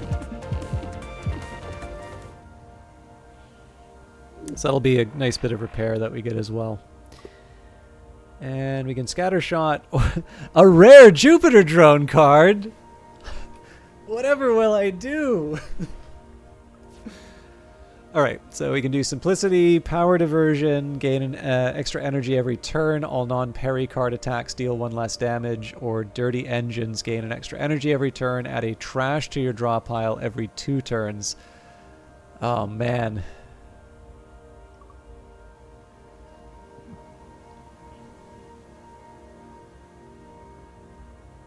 I think I gotta skip them this time. I don't normally like doing that kind of skip, but I couldn't really make any of those work. Alright, let's see if we can bring this thing home. My drones should be able to find that brittle point pretty fast. They're getting a temp shield. We should at least be able to scuff them up a bit.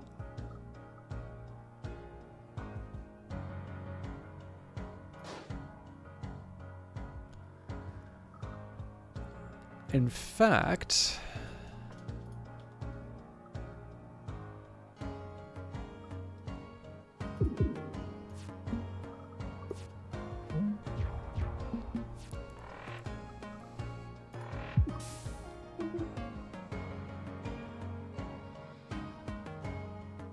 now I have to live with the consequences of my actions.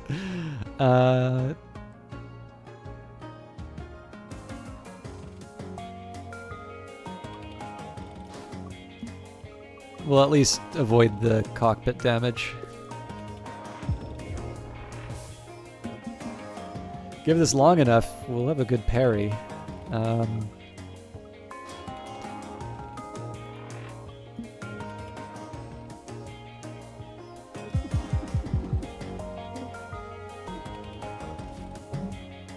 don't really think I have much... Well, no, we can do something like that.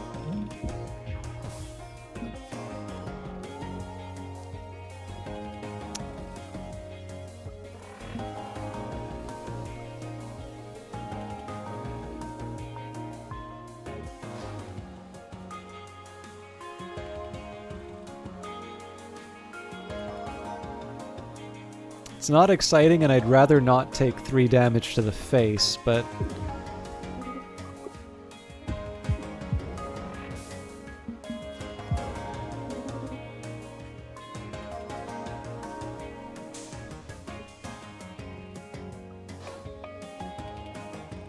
Okay, I just need to do 3 damage, so... And I'm going to settle for another lunge. Okay. So it is going to be the Cobalt core that we go after. I think I'm okay kind of going diagonal like so. So probably something like this. Is anyone else getting a really bad headache? No, it's from that high-pitched static. What is that? Ah, you all again. Hello! Which of you shall I teach this time? Let's go for parry card, seeing as those are the damage ones. Okay, oh, another overpowered is. What just happened? Energy readings are back to normal. Duncan! Alright then. So I gotta be... Let's find the brittle point fast. I gotta be careful about the asteroid here. So this looks like it's protection, but because it's 3 damage each time, they're gonna drill through... and I'm gonna be left sad. So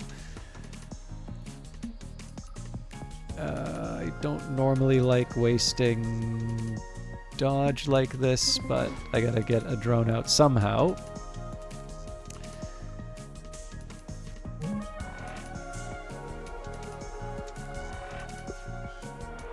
Checks in the mail as far as the rest of the turn goes. Okay, I can live with this.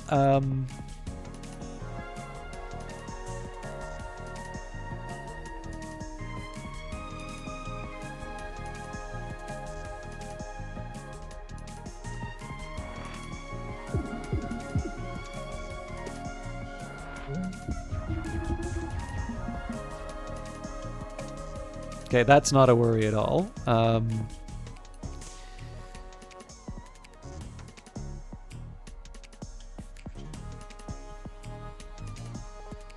think I'll still just go for the multi-blast.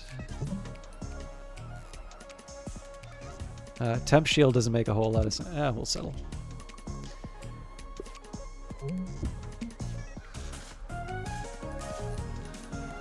Okay, now this makes sense to shift over just because of the extra damage that we can do here. The parry is not too exciting.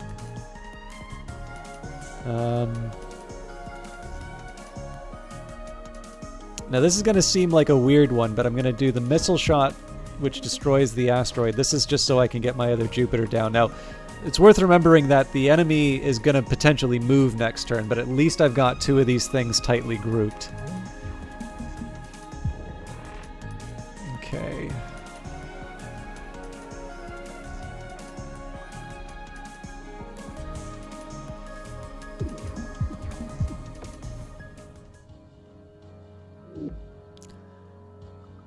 Power play is kind of tempting to do against the Cobalt core, but I'm going to go for Big Shield.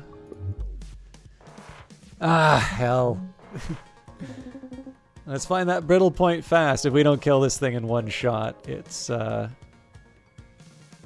we can start with the overpower and the Jupiter's moons. Oh, damn it.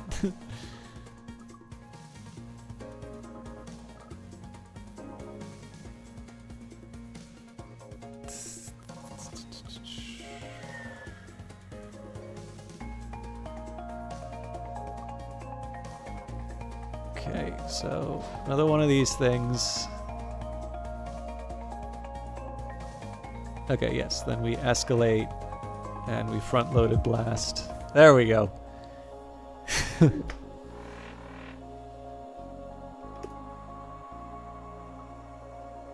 Okay, I'll take a piercing. Gain an energy every 3rd turn, nanofiber hull, heal 1 after each combat, and wave control, gain 3 drone shift on the first turn. Drone shift is very tempting, but I think I'm going to go for the overclock generator. And I'm going to be reckless enough not to repair. Oh, good lord. I hate the little guys.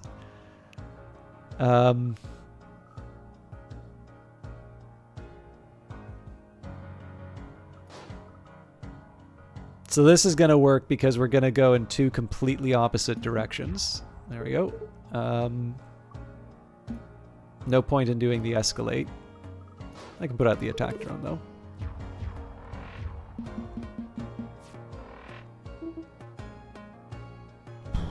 Okay.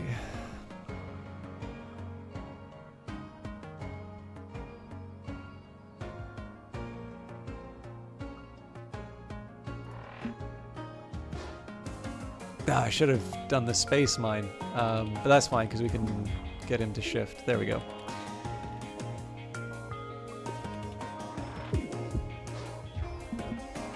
Okay, that thing's gonna track. Very glad that overclocking generator didn't explode it.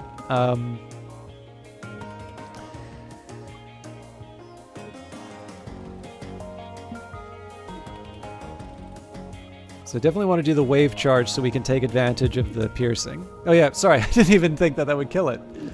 Alright, shift shot.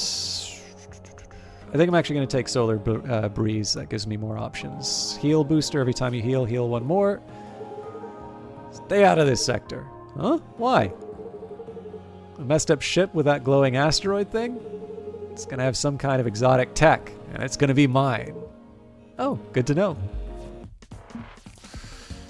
Solar, when a thin plasma stream is pulling small objects in its wake before the start of your turn, mid-row objects move left 1. Well, that's actually not so bad in terms of my drone placement.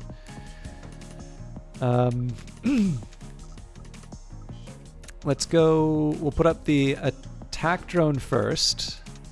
We do the parallel shift.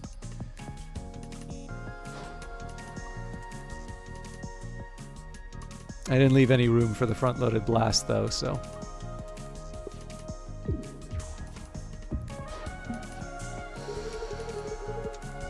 Do you like my custom engines? They glow all different colors. Those are absolutely irradiating you, my friend.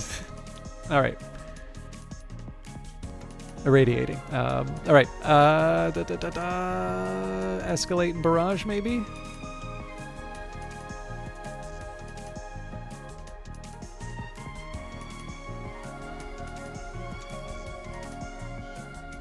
Probably better Jupiter's moons and barrage.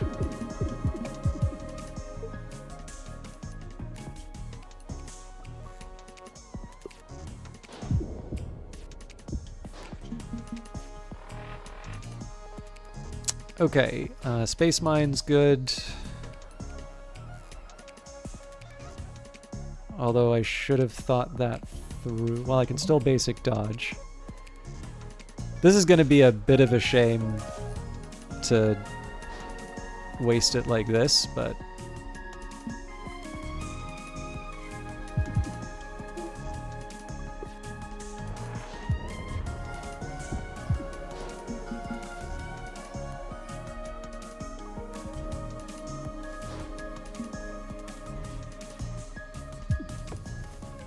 Okay. I'm a little worried about my health, but we'll go for the stun shot. Oh yes, the Resting Colossus. This is a fun one. So...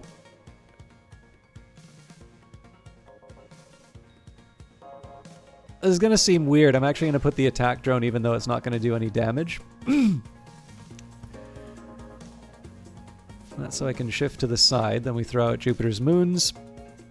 There is no damage I'm going to be doing this turn, so...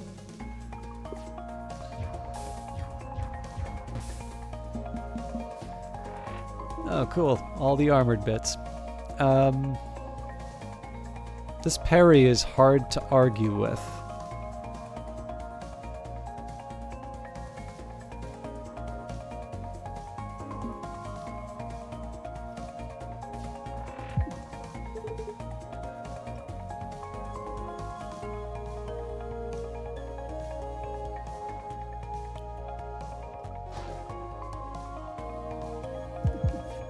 So I'm really tempted to do the Solar Breeze, but that opens me up to attack, so...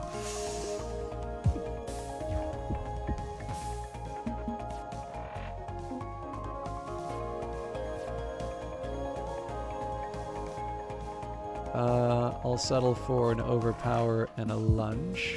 Oh, I planned that wrong. Damn it. I thought I was going to clear the enemy doing that. I mean, I suppose I can console myself saying I found the weak spot, but that's not a good place for me to be.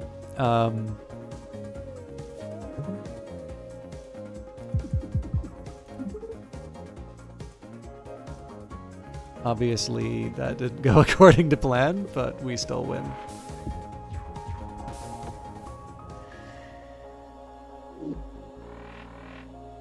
Okay, so assuming I avoid anything too outrageous, endless magazine, I'll take it. Bubbler, every 4 cards gain a bubble. Wave control, drone shift, shield memory. Let's go for wave control. So clearly we want to repair here. Good afternoon. Is it? Can I get you anything? Repair is complete. Let's see if we can bring this to a close. Time check. 4 milliseconds. Hell yeah. Yeah. What the hell am I going to do with this?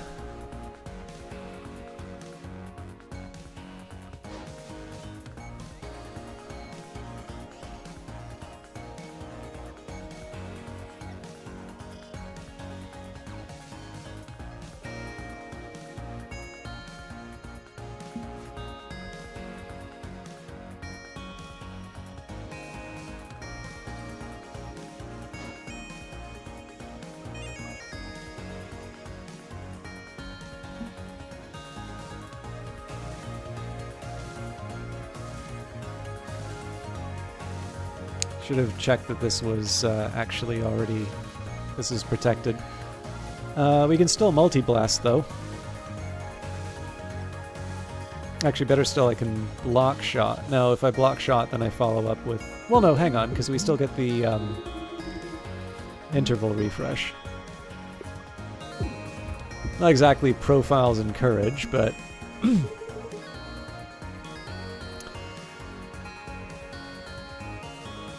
Okay, so I'm going to make the move on them here.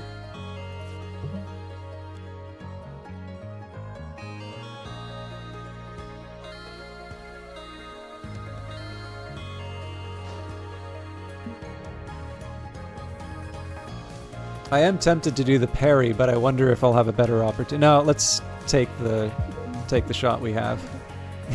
Oh, man! I was not expecting that.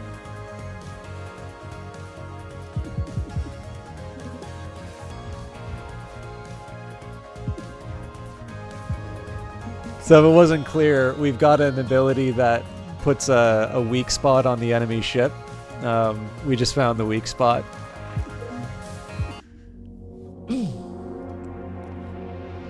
Okay, that was, we didn't rely on the piercing on this one. This was actually a fairly satisfying win. You're growing stronger. Who shall it be this time? So what do you call this place? I do not. Okay, I'm gonna call it something cool, like Void's Cradle. Do you think that's cool? Acceptable. I got that from Isaac, actually. Isaac is good at naming things. But what, is this place? Can you tell me that? Time loop is a protective bubble formed when I was born. That it saved your lives is a fortunate accident. Okay. You were saying that if you finish, hatching or whatever, that the bubble will burst? And your fragile timelines will shatter like ice. T minus 5 days.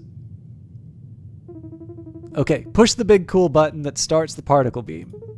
Here we go. Particle readings are good. Hold the beam at that angle. Copy that. Huh, these numbers are interesting. Hold.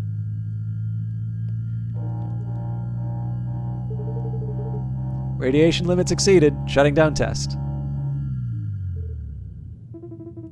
Hey, come on, I'm supposed to be your boss.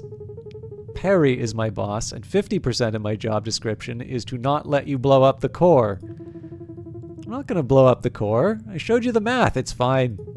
Sorry, dude. Dang. Here we are doing cutting-edge science on an ancient derelict vessel, and the only assistant Perry can find me is even lamer than her. Sorry, that was mean. It's fine. I didn't mean it. It's fine. I bet they never thought they'd even see a resonance cascade, let alone create one.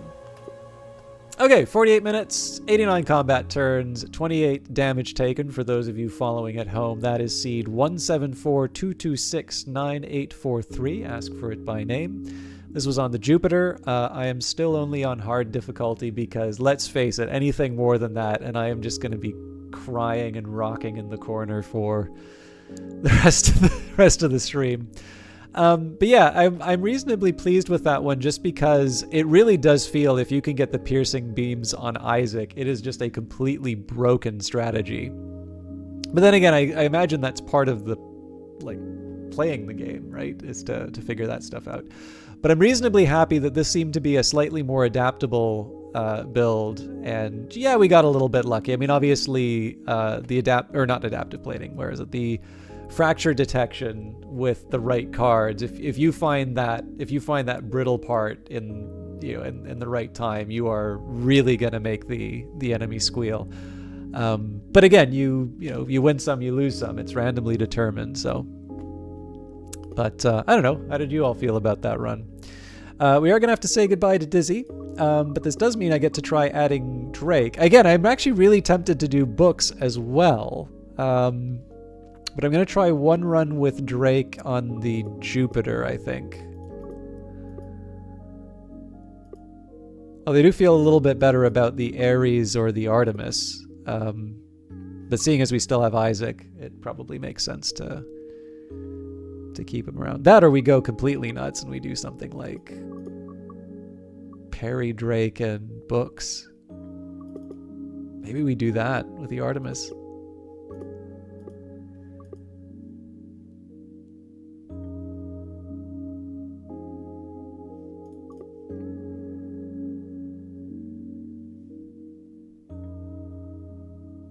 I don't know. I'm going to take a small break. I've already refilled my water, but I do need to just kind of get up and stretch and clear my head for a little bit. But like I said, I'm actually feeling better about that one. I hope you all had a good time watching it. I've actually lost my Twitch monitor. I don't even know if I'm live. I am live. Okay, cool. But yeah, it's quieted down a little bit. So I hope you're all still around when I get back. But yeah, I'm gonna take a break. Hopefully just a few minutes. I don't need to like make tea or anything like that. But I've been sitting the whole time. So if you have any thoughts as to whether or not you'd like to see Isaac return, or if you'd like to see this trio down here, let yourself be heard. Other than that, we'll be back in a little bit.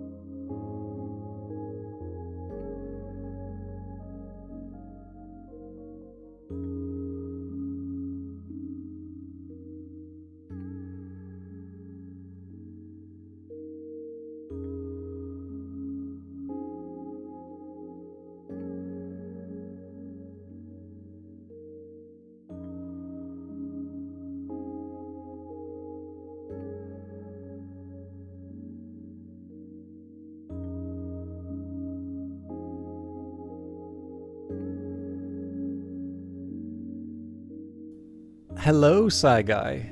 I've never tried books, so I wouldn't be able to say for sure. Would Isaac Drake books combo be too insane?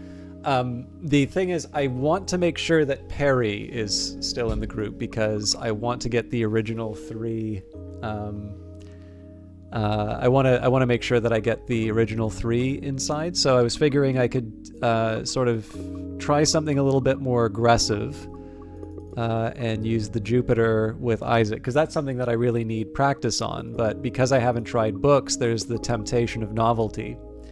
And we'll go. I'm actually feeling a little more like this. So I'm not that great with Max, and I feel like I could also use some practice with Max. But I would rather learn something brand new with books, and then decide how I want to fold that into the group rather than.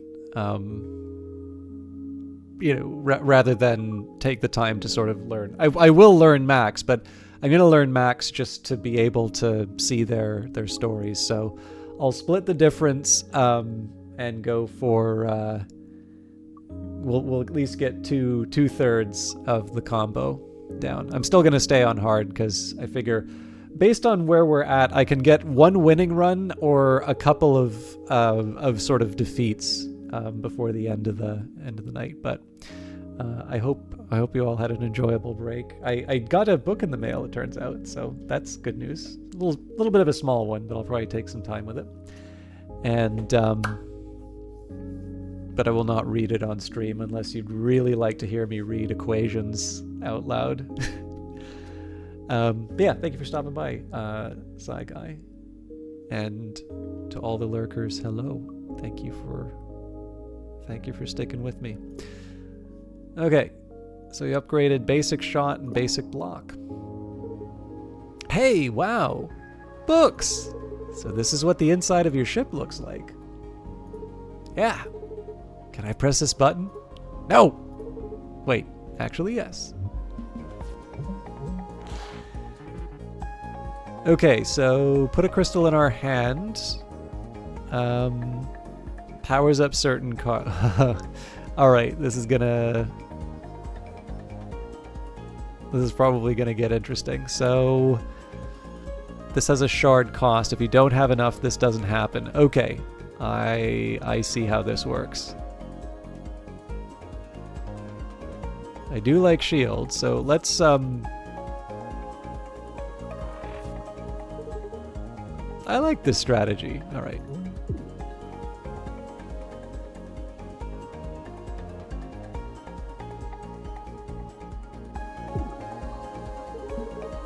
We're pretty much giving that all back when it charges next turn, but hey, you actually hit them. Wow.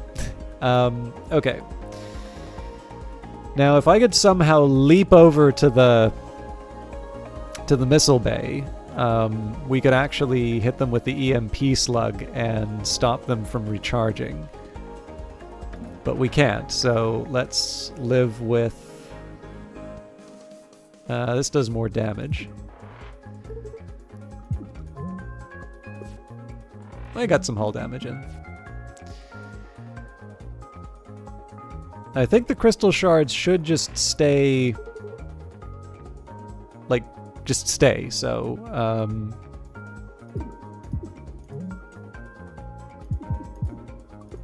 would have been nice if we could wipe them out, but...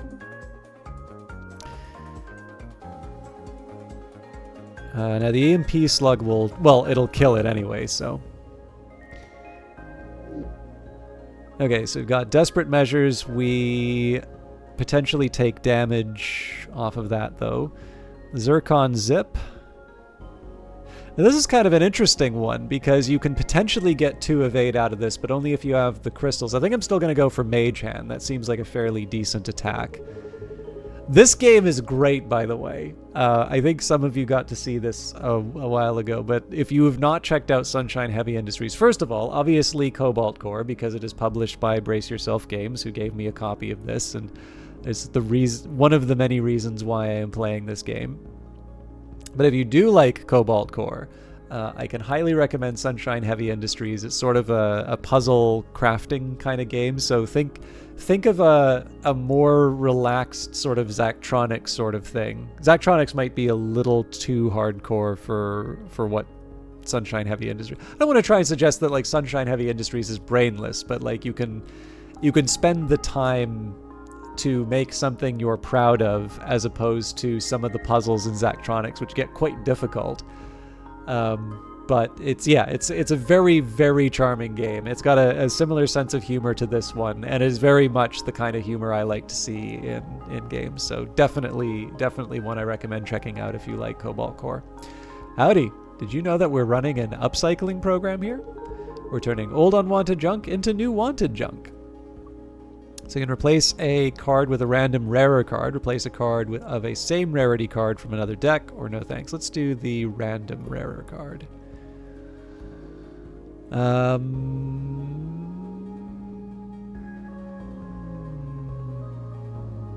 Probably should have thought this through. Let's just take our basic. I'll take Seer. Nice! Good luck out there. Okay, I don't think it really matters what...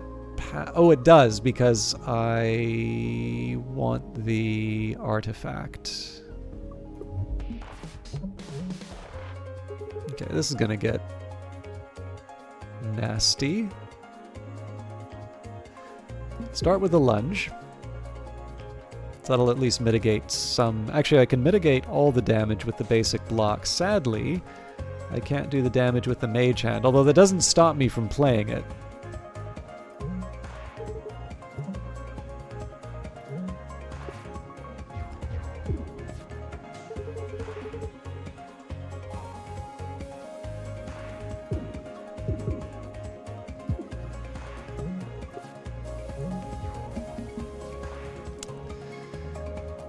Alright, so the sad thing is we've not done any damage to the hull for all of our efforts. This is one of those times where the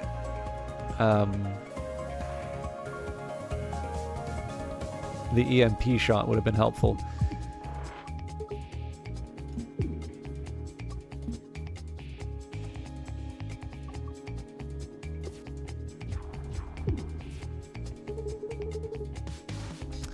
I don't think I'm ready to do the heat sink quite yet.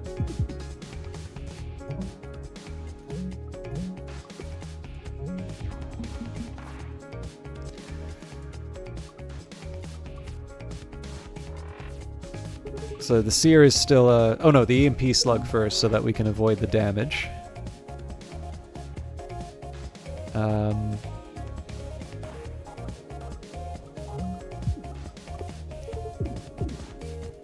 Too easy. No hull damage.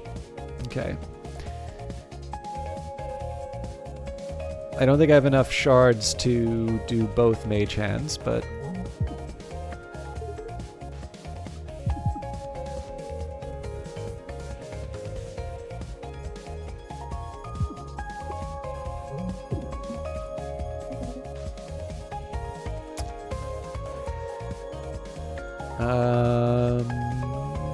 So that's going to be for... Yes, we can take them out. Could have also taken them out with a crystal shard, but...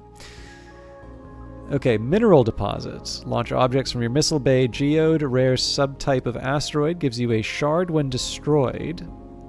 Huh.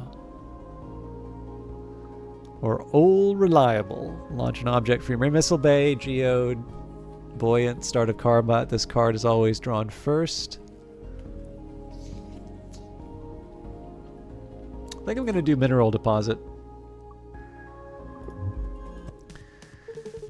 Hey, your name is Spike, yeah? Yeah, why? We already met a cooler Spike in another sector. I mean, it's a big galaxy. Nope, sorry, you need a new name.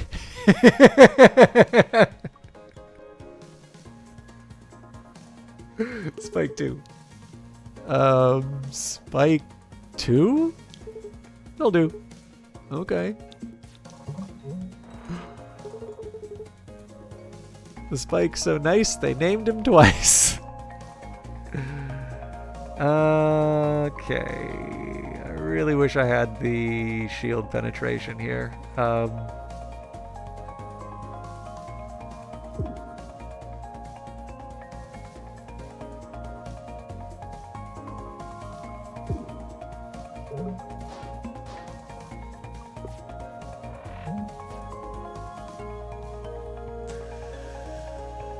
Ah!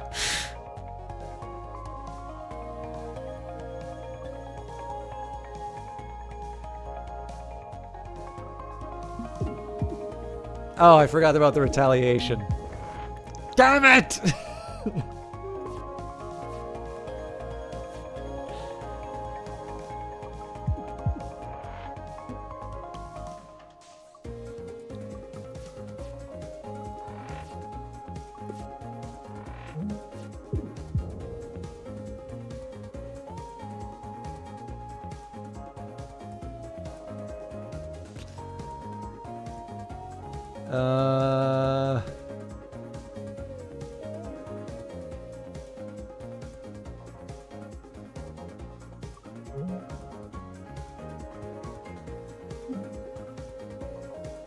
I have no other options here.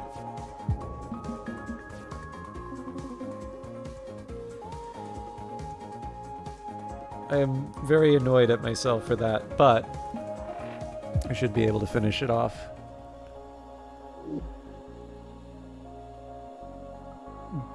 Bloodstone Bolt. So we lose hull for 3 damage, and then we heal. Okay, so we actually heal more as long as we have the shard. So Armored Bay on pick up your Missile Bay gains armor. Grimoire, gain a crystal shard on the first turn of combat. Shard Enhancer, first time you play a crystal shard each turn, gain a temp shield. We're going to go for the Grimoire. Oh, my head. Ah, you all again. Extraplanar being. Neat. What do you value most? Damage. Then it is yours. Thanks. Go for fracture detection. Back to try and steal some artifacts again, are we? Sorry, won't happen again. Can I get you anything? I'm tempted not to heal, but I may regret it. Okay.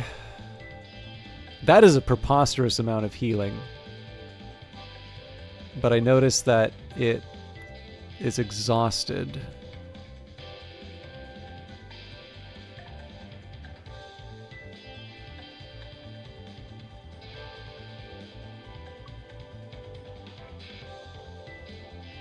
Oh, hang on. I get it now. So this is the thing. Yeah, no, I am actually going to do this one because it allows me to heal. Neat. Fiddle-dee-doop. Who dares enter my cool wizard zone? Hello, sir. I've seen your work before. I was wondering if... Wow, a fan! No autographs.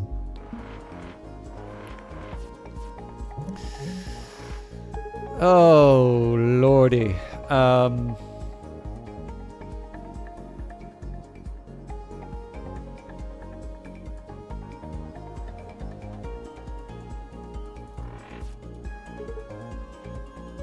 man, mineral deposit's really tempting now.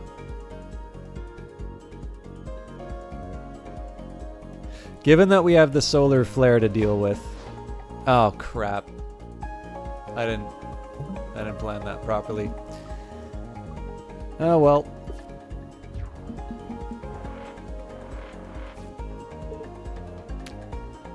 Okay, we'll do the heat sink.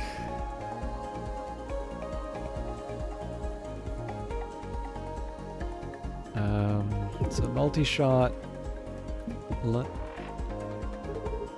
Wasn't expecting that, but you know what? I'll take it. Makes me think... See, I wish I didn't blow it like this, because the Bloodstone Bolt would have been helpful.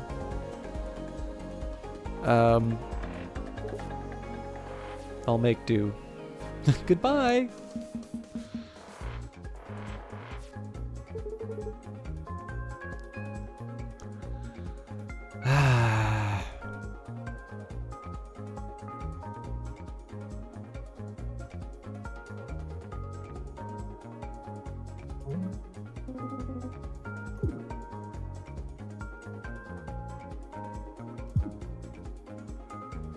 So I'm trying to avoid the 3 damage here.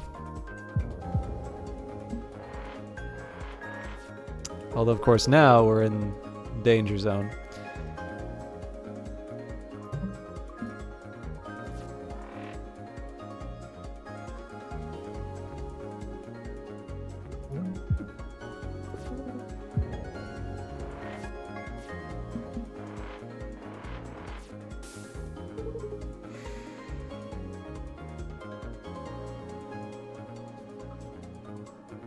So oddly enough, mineral deposit will be good for...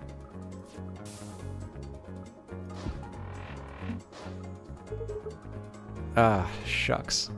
I thought I was going to dodge.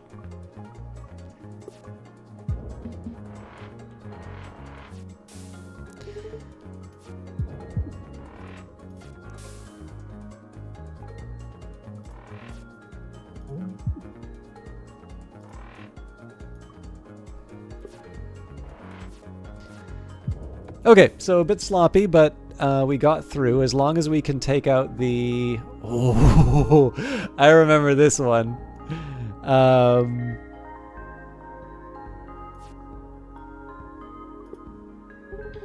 Well, if it isn't my favorite little adventurer, I'm Books. Can I get you anything?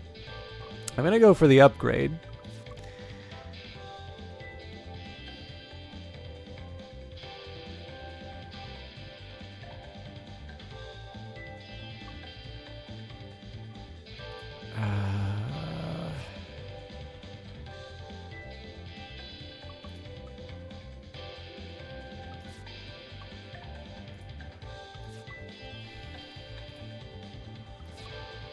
This turn's actually pretty nasty if you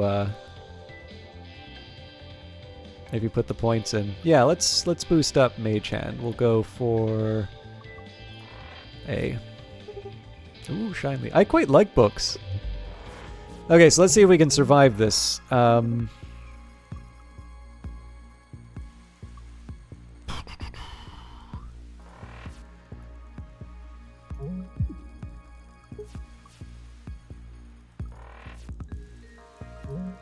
Okay, well, that's my protection.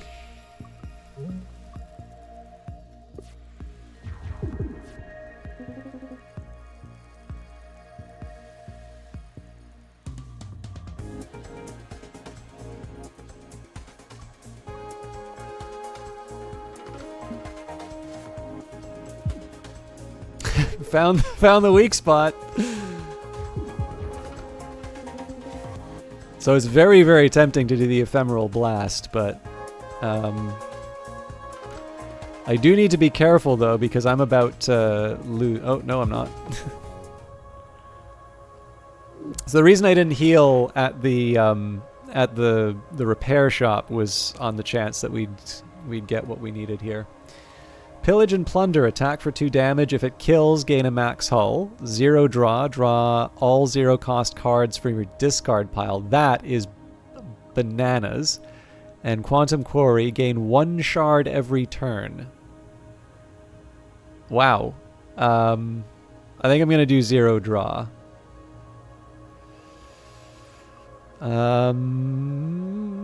Glass cannon. Gain 1 energy every turn. Your ship's cannons become weak at the start of combat.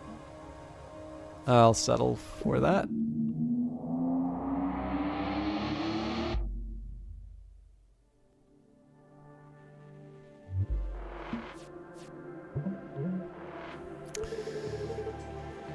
Hey, what's that brittle point we're looking for? Good question. I'm going to start with the EMP slug.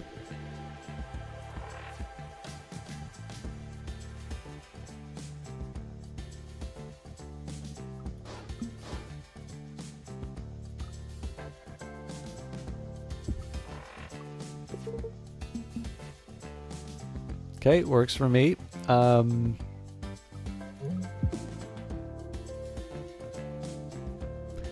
It's not the most exciting... Oh, well, we can still Mage Hand this.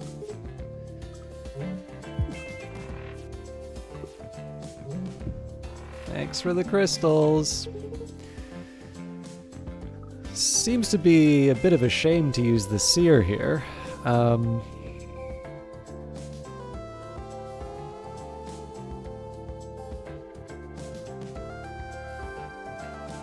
I'm going to take more damage than I can handle anyway.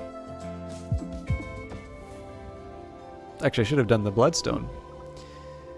Okay, Magi Battery will, for up to 3, give us the extra energy and we can retain it. Desperate Measures. The Wave Charge is always a very tempting one because of that Pierce. I'm going to go for Magi Battery. Maximize our use of books. Okay, so kind of a V shape like this so that I can get the relevant artifacts. Now that does stop me from this unusually strong encounter, but I think I can live with that. Another honorable duel. No hitting each other's weak points. We accept. Excellent. Let's find that brittle point fast. Okay, nothing's discarded, so 0 draw doesn't help us. From Hell's Heart also doesn't really help us. Start with a Crystal Shard. Mineral Deposit.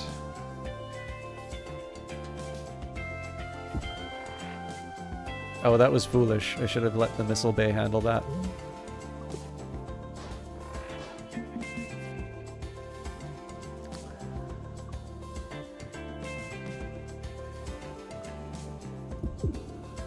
Oh.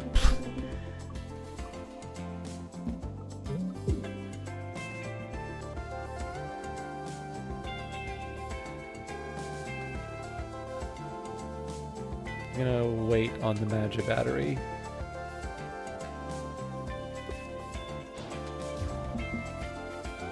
Okay, he doesn't want me to attack the weak point.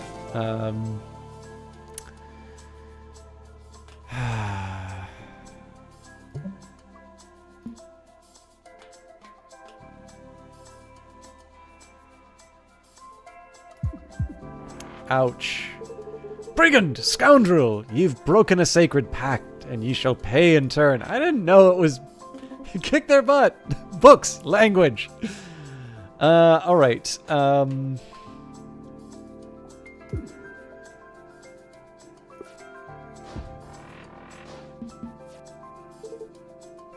We're ready. Alright.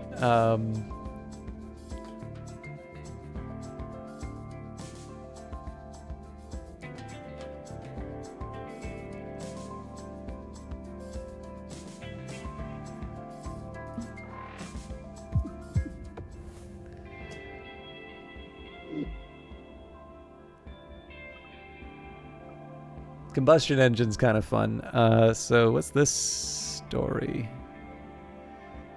Dual card. This has 2 separate sets of actions in combat. Right click or control click to switch between them.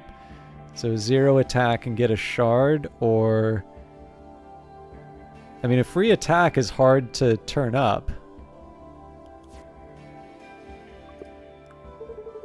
Getting a hail from the research vessel. Hail, are you available for a brief test of the great Dr. Bjorn's latest invention, the Duplatron? This might sting a bit.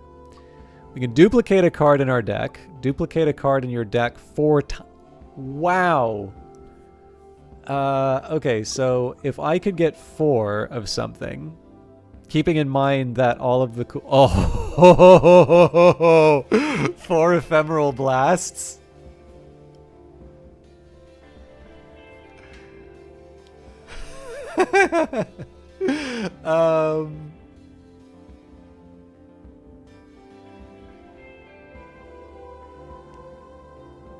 Thing is, I'd probably just have them...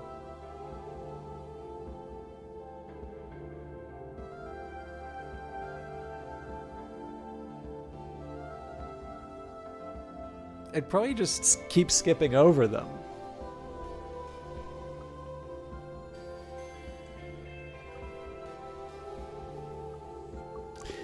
I'll go for the modest single duplicate. Ciao. Okay. Engaging enemy.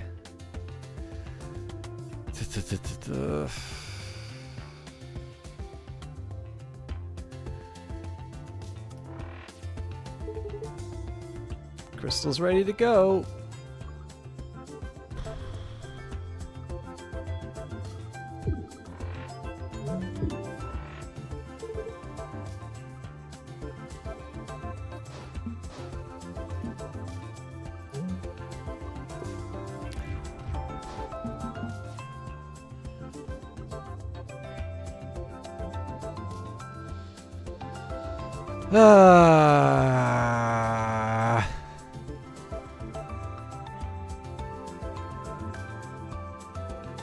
I have like no good options here.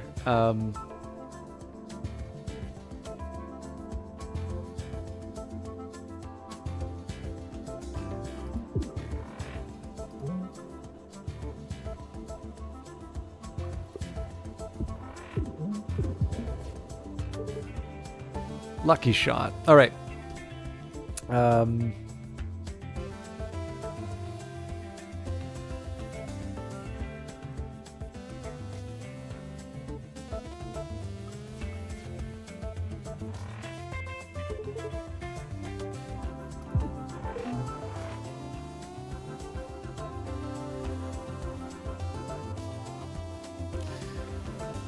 So if I mining drill this, then I can do the Magi battery. The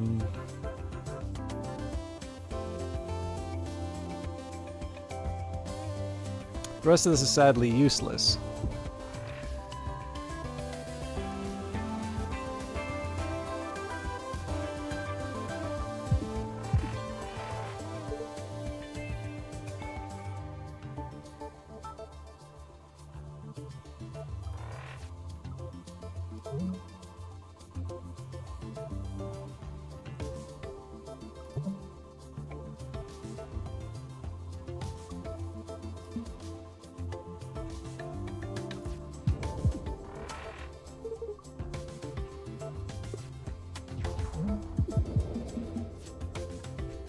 Okay, well at least we can get some damage in. Actually, I think this is a killer.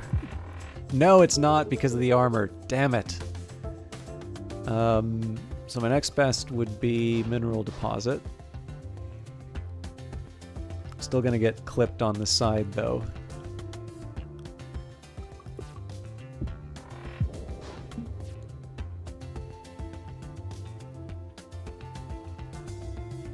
I don't have any way of healing. Okay. How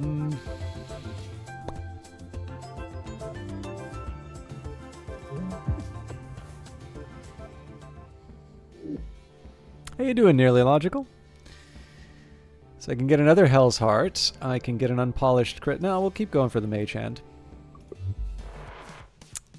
Alright, Mr. Starnacle. We're gonna make ourselves scarce for the start.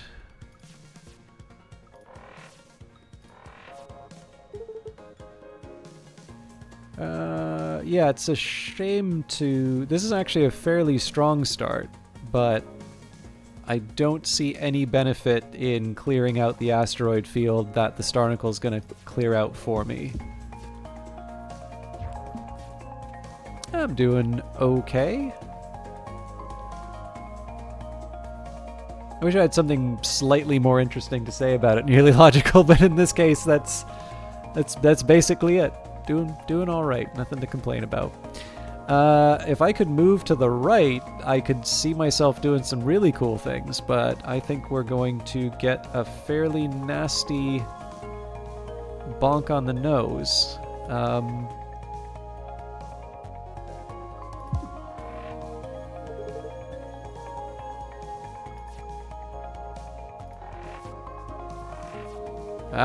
Now here we go.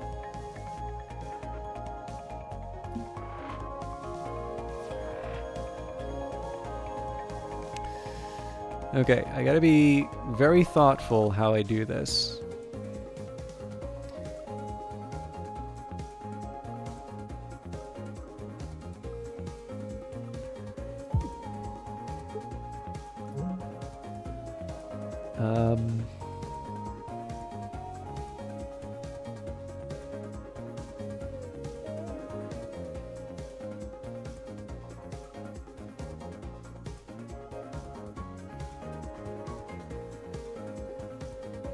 I mean, I could just use the Ephemeral Blast to wipe this thing out, but... I'm going to resist that urge.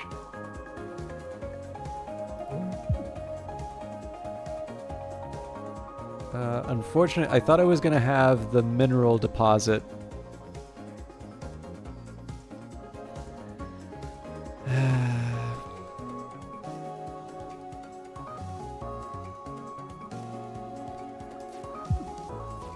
I lost my nerve, sorry.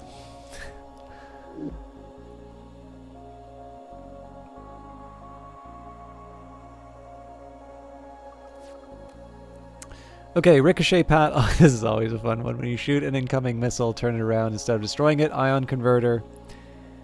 I'm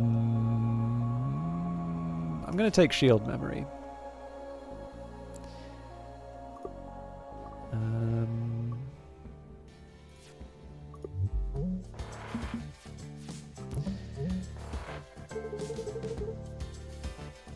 Hey, where's that brittle point you're looking for? Alright, so there's a few things I can do here. So we'll start with a crystal shard. I will... So this is going to seem like a really weird choice here. I'm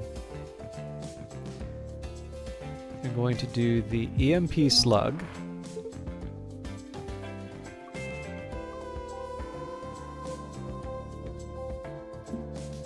Then from there we do the mineral deposit.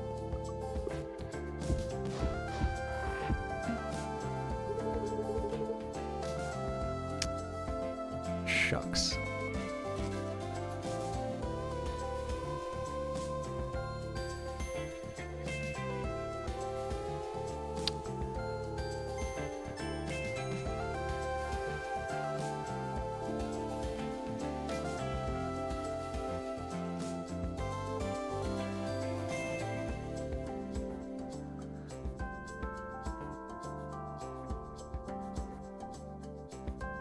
I don't think I have any way of making this work.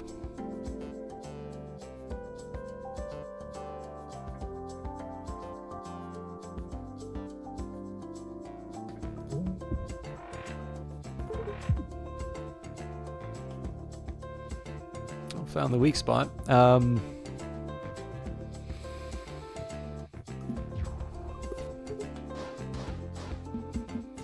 Although that's a little fun. Oh no, I get it. I need to have 3 to get the full benefit. Don't need it for the Bloodstone, though.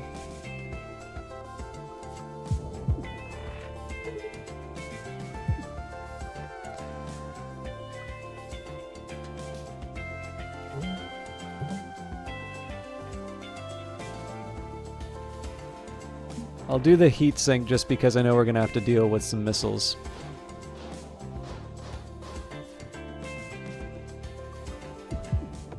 Cool. I'm liking books.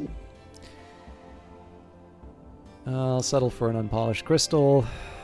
We always go for the mysteries. Detecting a minefield up ahead. Oh wow, with a lot of exploded ships inside. Let's stop and look for cool stuff. We'll probably barely explode at all. Okay, I'm probably not going to make much use of the ricochet paddle, but... Found any treasure lately? You know it. Can I get you anything? I don't think...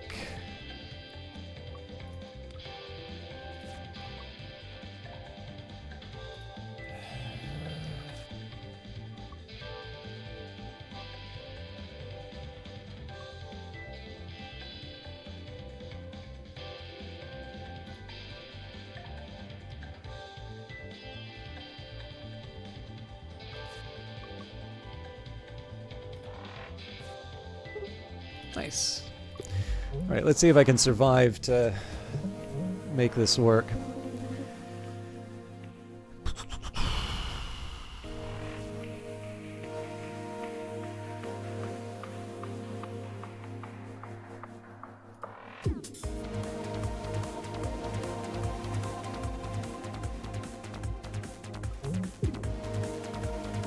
So I'm trying to decide if it makes more sense to do the crystal shard. Nah.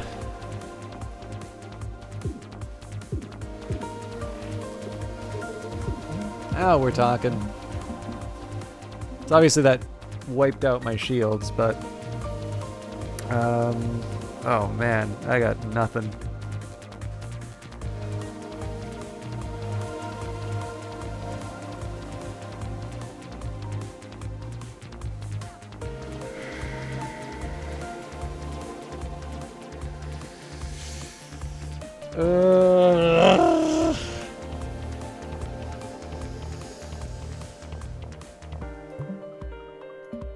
That's just to avoid the worst of the bonus damage to that cockpit.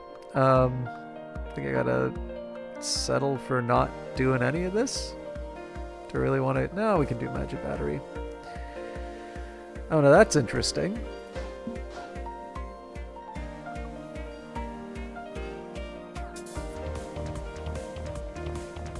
Yeah, I'll take it.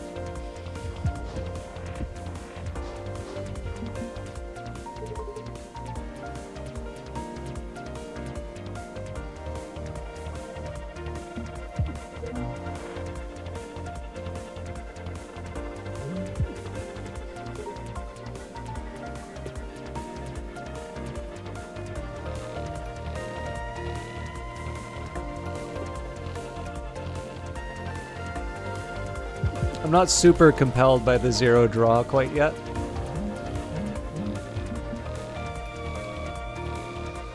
Okay, so Seer sort of feels like a must.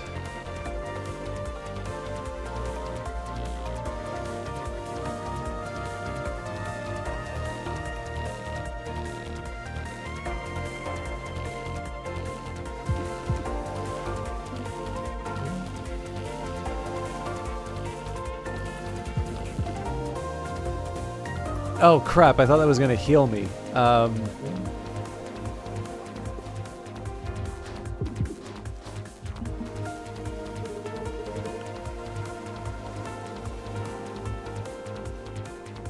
am in a pickle if I don't get some shields up.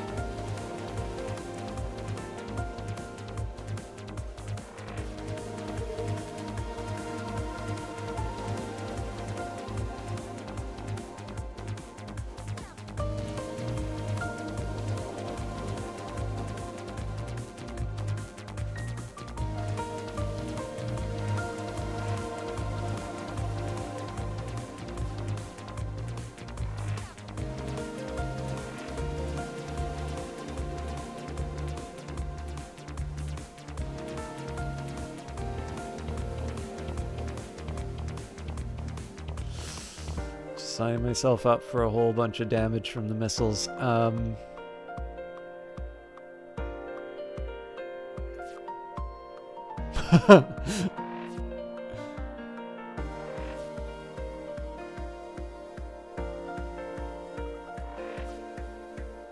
wasting a lot of this, unfortunately. Can't do Hell's Heart, damn it. Okay.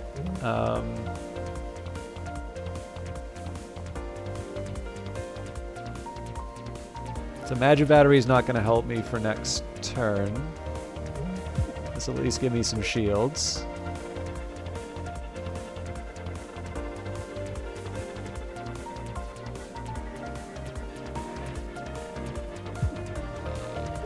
I think I'm just delaying the inevitable at this point.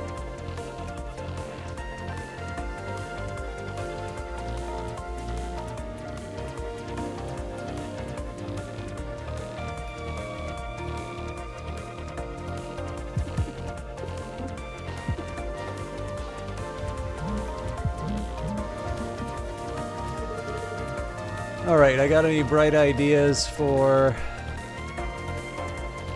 So what I need to do is either I need to get 3 defense up,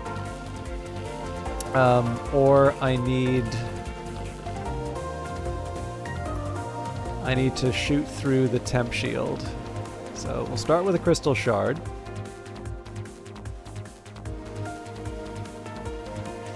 I suppose one option is to start with the lunge.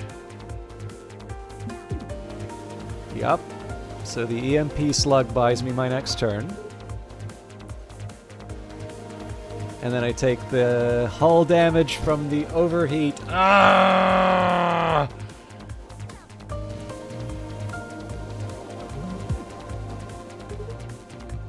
I did that to myself. Oh, well. I am definitely doing books again. I am sorry to say, though, I think I pretty much...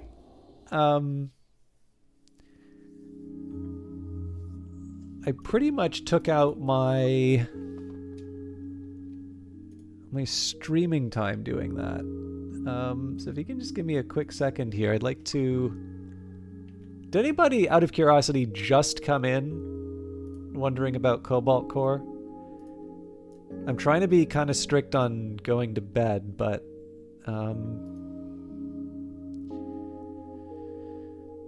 I do have someone I can host if...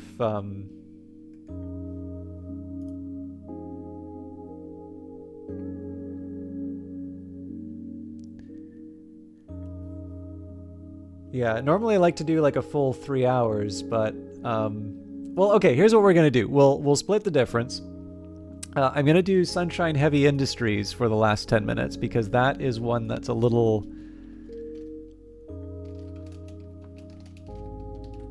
I feel like that is that's by the same developer. The thing is that like I can do that in 10 minutes without feeling bad about abandoning a run partway through.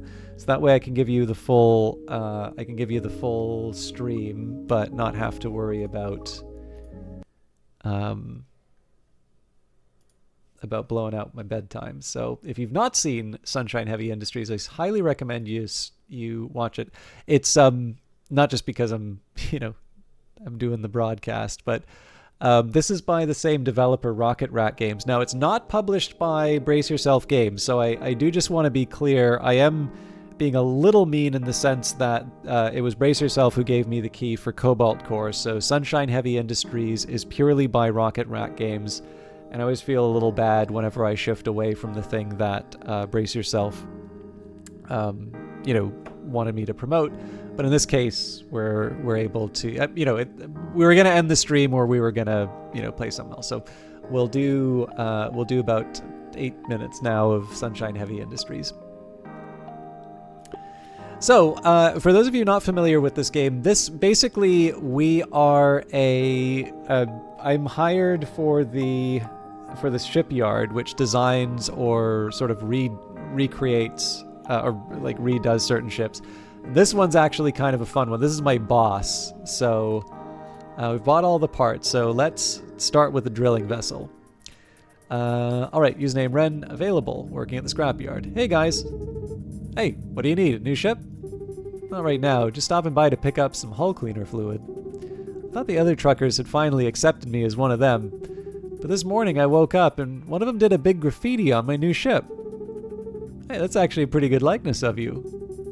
I don't have that many stink lines, do I? Not usually, no. Just forget it. Some people just suck. Yeah, I guess so. Well, I gotta go. See you two later. Hey, on a completely unrelated note, I need you to build a ship with a giant anti-jerk revenge drill on the front. She didn't specify on the front, so...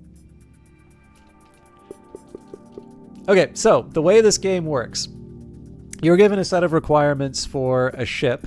You need to meet all of these conditions here, but certain parts are also going to have certain requirements. So, for instance, let's just take a fuel pump here. I couldn't stick this in front of the drill because it needs to, it kind of needs to have, it needs to be clear. Same with thrust and so on and so forth. So let's start. Usually what I like doing is sticking down all the different parts that I need and then assembling them afterwards. So we need 41 thrust. The game is pretty good in the sense that it will give you an indication in terms of what things cost. So for instance here, the 6x3 engine actually costs more than the 5x1 or even the 4x2, but the thing is 18 thrust is going to save me on the costs even for things like the fuel connection and such, so I'm okay paying up for that. We've got 36 So if I've got a 5, which I do, we can probably just stick that right in the middle. Oh, right, but there's a slight problem there. Okay.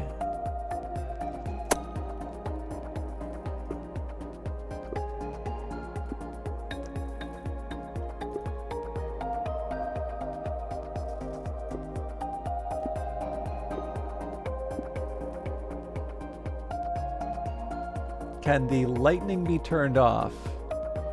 Oh, in the background? Good question.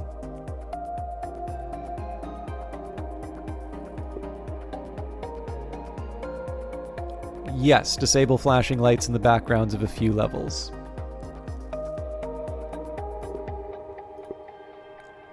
I didn't even really notice it, but I don't believe this is on every. I don't believe this is on every level.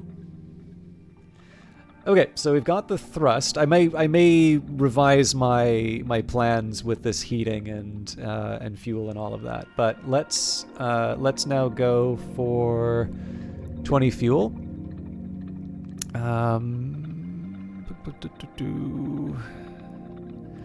Tank hull is kind of tempting.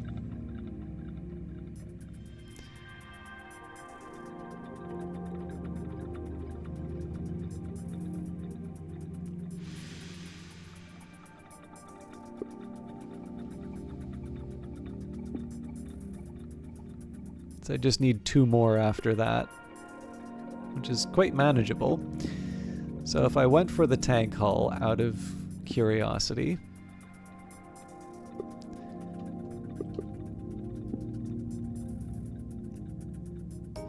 so that's 8. I would need to find another 12.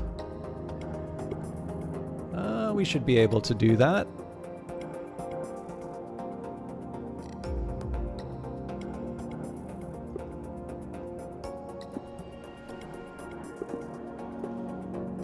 So the little droplets you see here, you do need to connect the you do need to connect anything fuel related to a pump. So these are actually rather expensive. They cost $200 a pop. So one of the things that I normally do is I try to connect something like this. Difference is, and actually heat sinks aren't nearly as expensive as the fuel pump, so I may revise this design here, but right now I'm just kind of throwing around ideas. What else are we looking for? Room for passengers and 2 command. So the command's pretty easy. We'll just throw one of those on there. For passengers, 2x1 bunk. Oh, we need 4. Well, actually, this still makes sense because now we can get the symmetry with the fuel.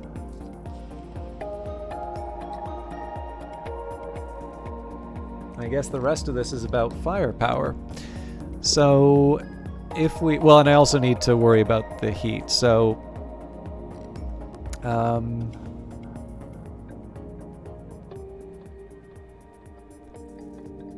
I am slightly curious if we just throw a whole bunch of drills on this thing.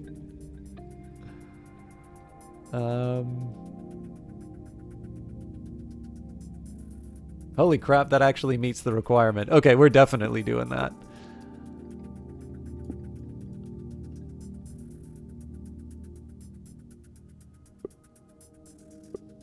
So just stick one of those on. And then we do need to get energy. So we're at -90 right now. So we are actually going to need a lot in terms of energy.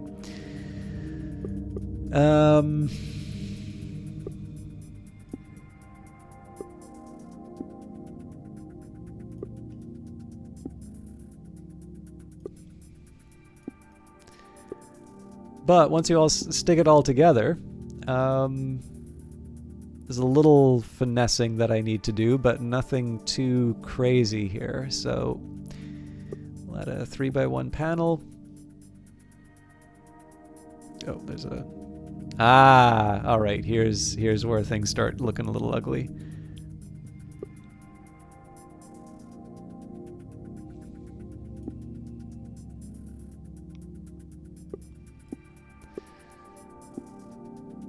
Oh no, we can still make this work. Okay.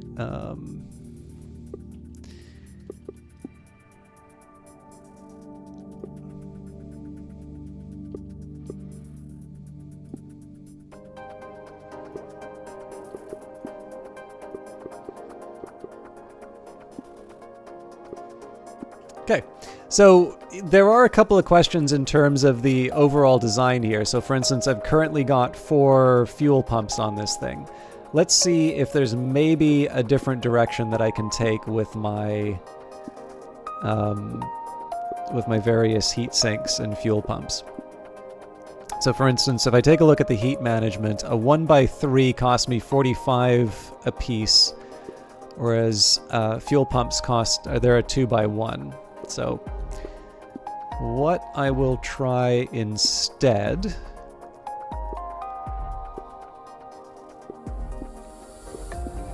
is throw a couple of these things on. So for fuel, I can probably do a 1x2 pump for these folks. And then that lets me put...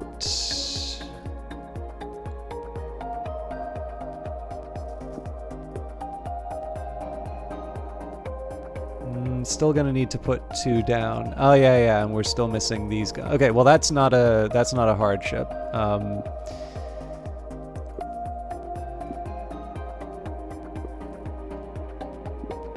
Well, I've got it down by 1, but is that really all that?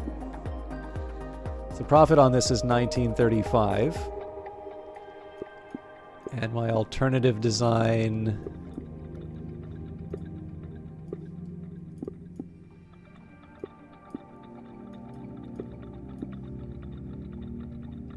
I guess technically I just need the 1 fuel pump, so... yeah, 2100. And I'm sure there's probably a few other... like efficiencies that I could probably find in this thing. Another thing that I could do if I wanted to... I could add a nice little panel curve on the corner here. But it's by the drill, right? You gotta have enough room for stuff to go flying out on the side. I do wonder if I might be able to do something else with the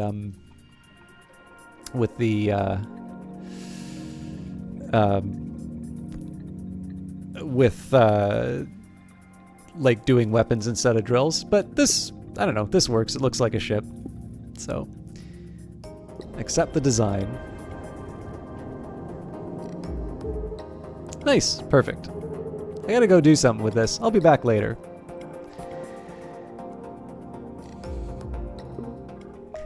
Nick's username, Cooper. Hey, can I get some service over here? How can we help you? I need a new scrap hauler with a magnetic scrap claw arm. My previous ship incurred some very severe drill-related damage late last night. Oh, that's so unfortunate. Big cool ships with giant drills on the front are a very popular form of revenge lately, I've heard. But I'm sure you haven't done anything revenge-worthy lately, right? Anyway, of course we'll take your business. This will be very expensive. So, like I said, this game definitely has a sense of humor that I like. So, this one wants a claw. It needs power. It needs 15 fuel and 14 thrust. So as usual, I like to try and put the pieces down first. So with 14, we can probably add an 8 and a 6. Yeah. So this will be a little bit closer to how I normally build things. So I put down a 1x2 heatsink. Then we can stick a fuel pump here. Now this is a really standard pattern that I do with ships. Needs 15 fuel, so I suspect... Well, here's an interesting question. So...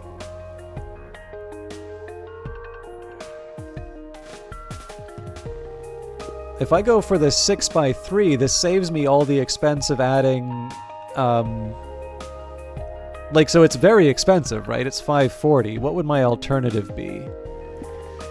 So the alternative would be 8... 12,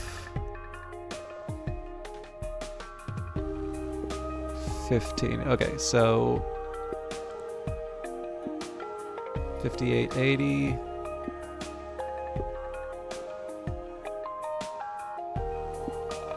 57, 90. Yeah, so that does cost me a little more. Now, the tricky part here is I would need to...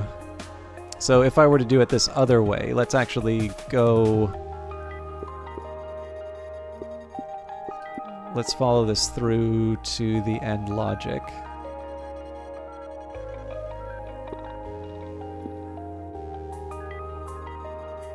I suppose it would also be smart for me to use one of these tank hulls.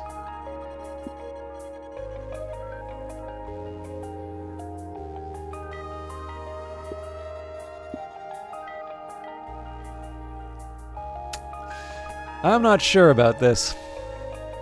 Again, it does save me... Well, let's say armor's not that expensive, so...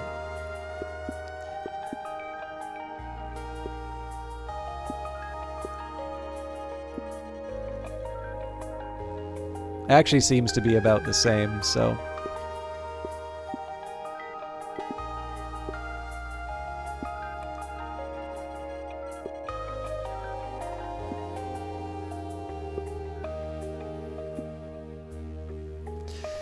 Okay. Cargo space.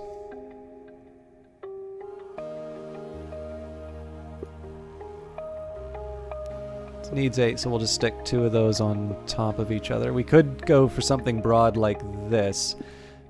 Oh, sorry, it's 18, my bad.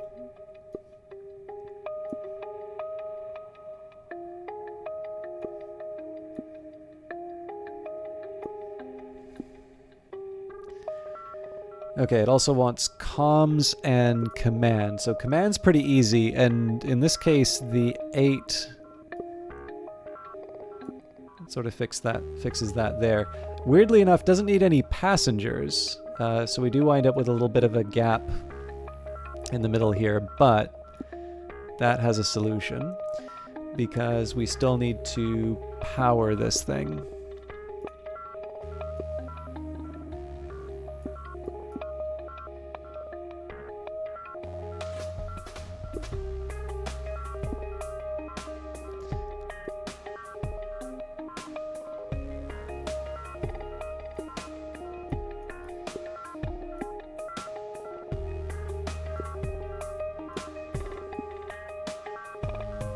So that empty, like this little gap here does sort of annoy me a bit, but I think I will get over it. So this is one of the tricky, or not tricky parts, but this is one of the fun parts about Sunshine Heavy Industries, is that depending on your personal tastes, like this game is definitely more than just this game is definitely more than just sort of slap a bunch of parts together and call it a day. Like there is a little bit of a design priority here. See, you're adding fuel to the outside. Seems like a good idea in case he needs to have spontaneous drill-related disassembly again. If you're talking about this fuel, this actually counts as armor. But I see your point. Yeah, so I mean, again, this thing doesn't exactly look... Well, it has its certain charm, right? Like, the claw bit does sort of wind up sticking out on its own. I suppose the other thing I could do differently would be...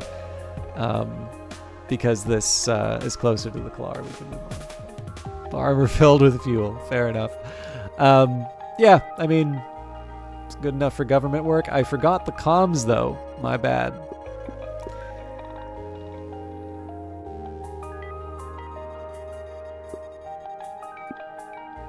Ah, and they can't... Okay, so I think we can just stick those on top of the armor, though, can't we?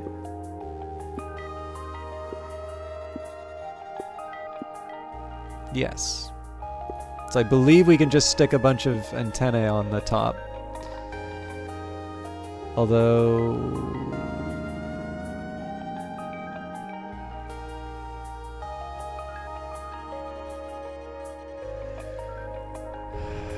oh, okay, this actually has arm... Well, no, this is still not the way.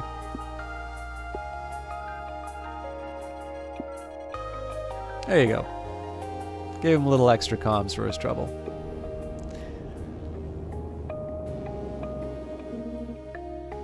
Alright, good enough. Thanks for your business. Try not to incur the wrath of any drill owners again, okay?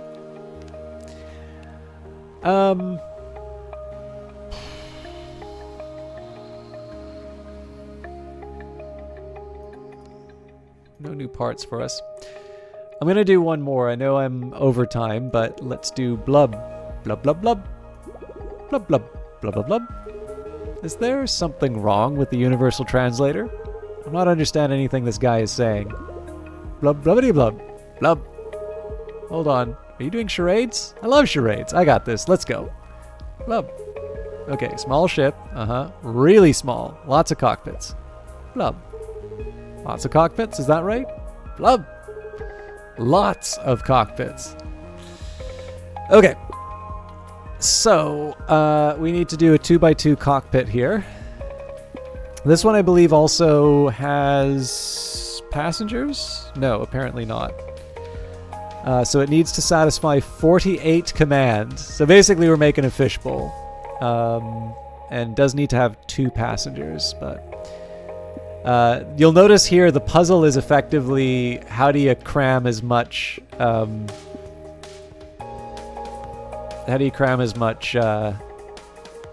command space as possible into a small area.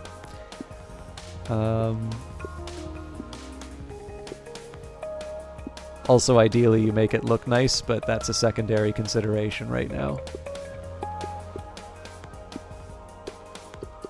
Okay, so this is obviously too much. So now what we do is I want to convert some of these into 2 2x2s. Oh, better still, 1x4 is actually even more. Yeah, okay, so...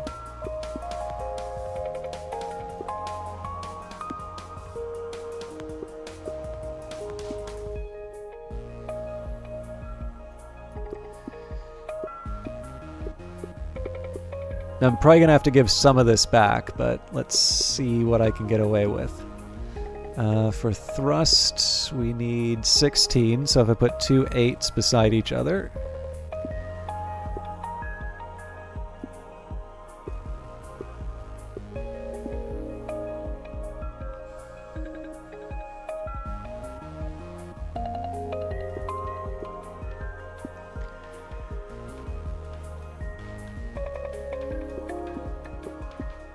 I want to see if I can get away with all 4x4. I don't think I can, but I want to see how many of these things I can get away with.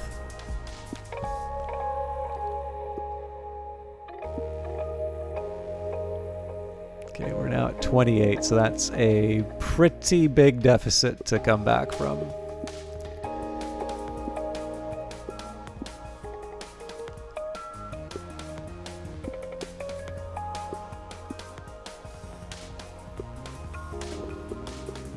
But we have ways.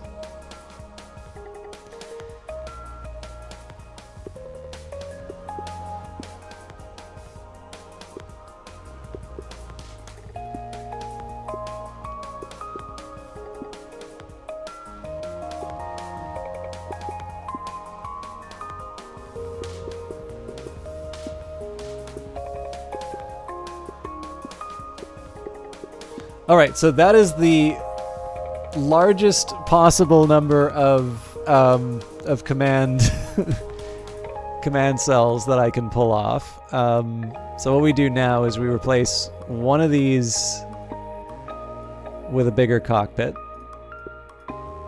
Again, this is gonna require some finessing, but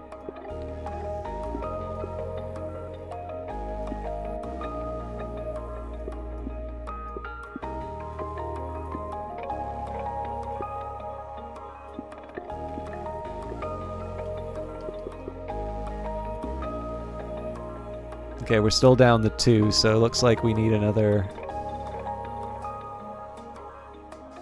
Oh, actually, you know what? We don't even need to go that far. We're going to go back to the old design.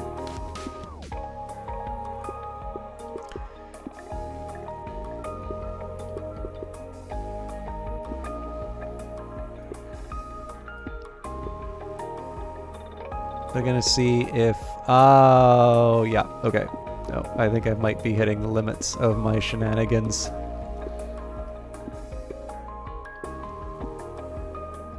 Nuts. Seemed like such a good idea at the time.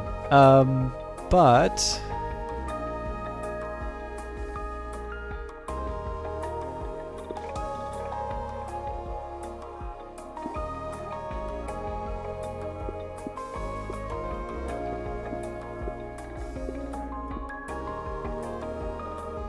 got 50 now. There we go. All right. And again, symmetry is nice, but I don't know how I'm going to achieve that. Well, there's a couple things I can do. So if we do one of these...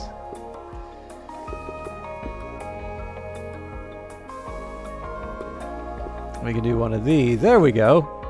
Doesn't that look nice? This is a little crummy, but I'm not sure how I would fix that. Although, why can't I just do a 1x4 in this case? There we go. Alright. Oh, okay. As cute as that was, this is why I need to figure this stuff out before. I do actually need firepower. So, couple cannon.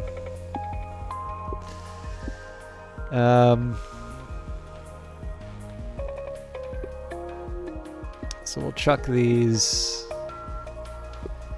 It's actually slightly more convenient to have these attached to each other.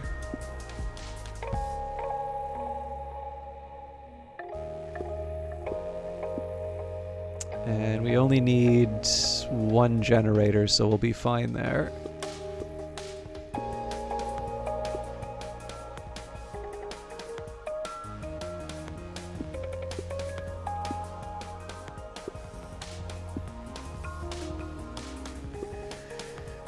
Okay. Yeah, so we're short 4 now, so probably a 2x4 on that. Yep, there we go. So I wonder if there's a way of making this look a little tidier.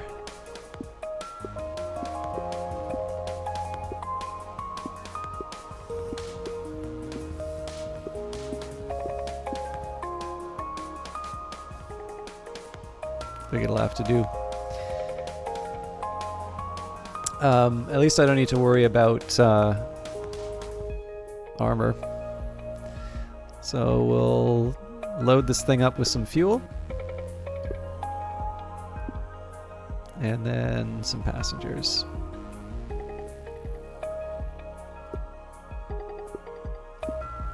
Now we have our fishbowl. Doesn't it look nice?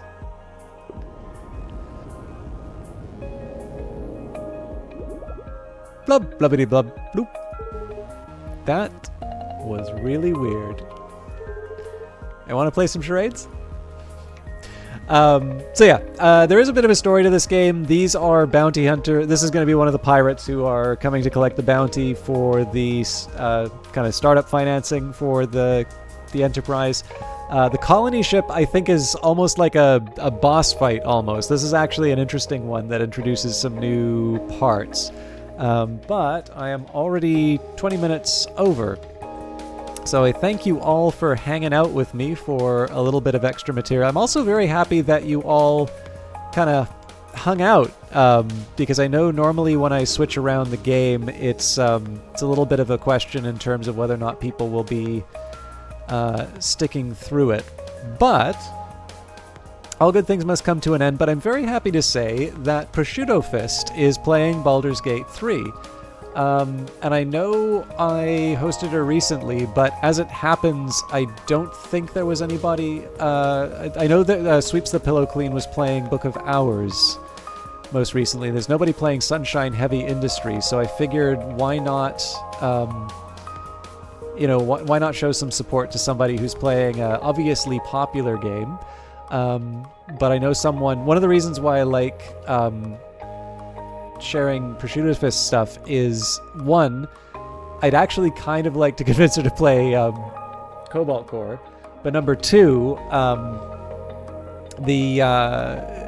found her through Book of Hours, so in terms of a streamer who plays a lot of the stuff that I know you're interested in, I think she's a very good fit.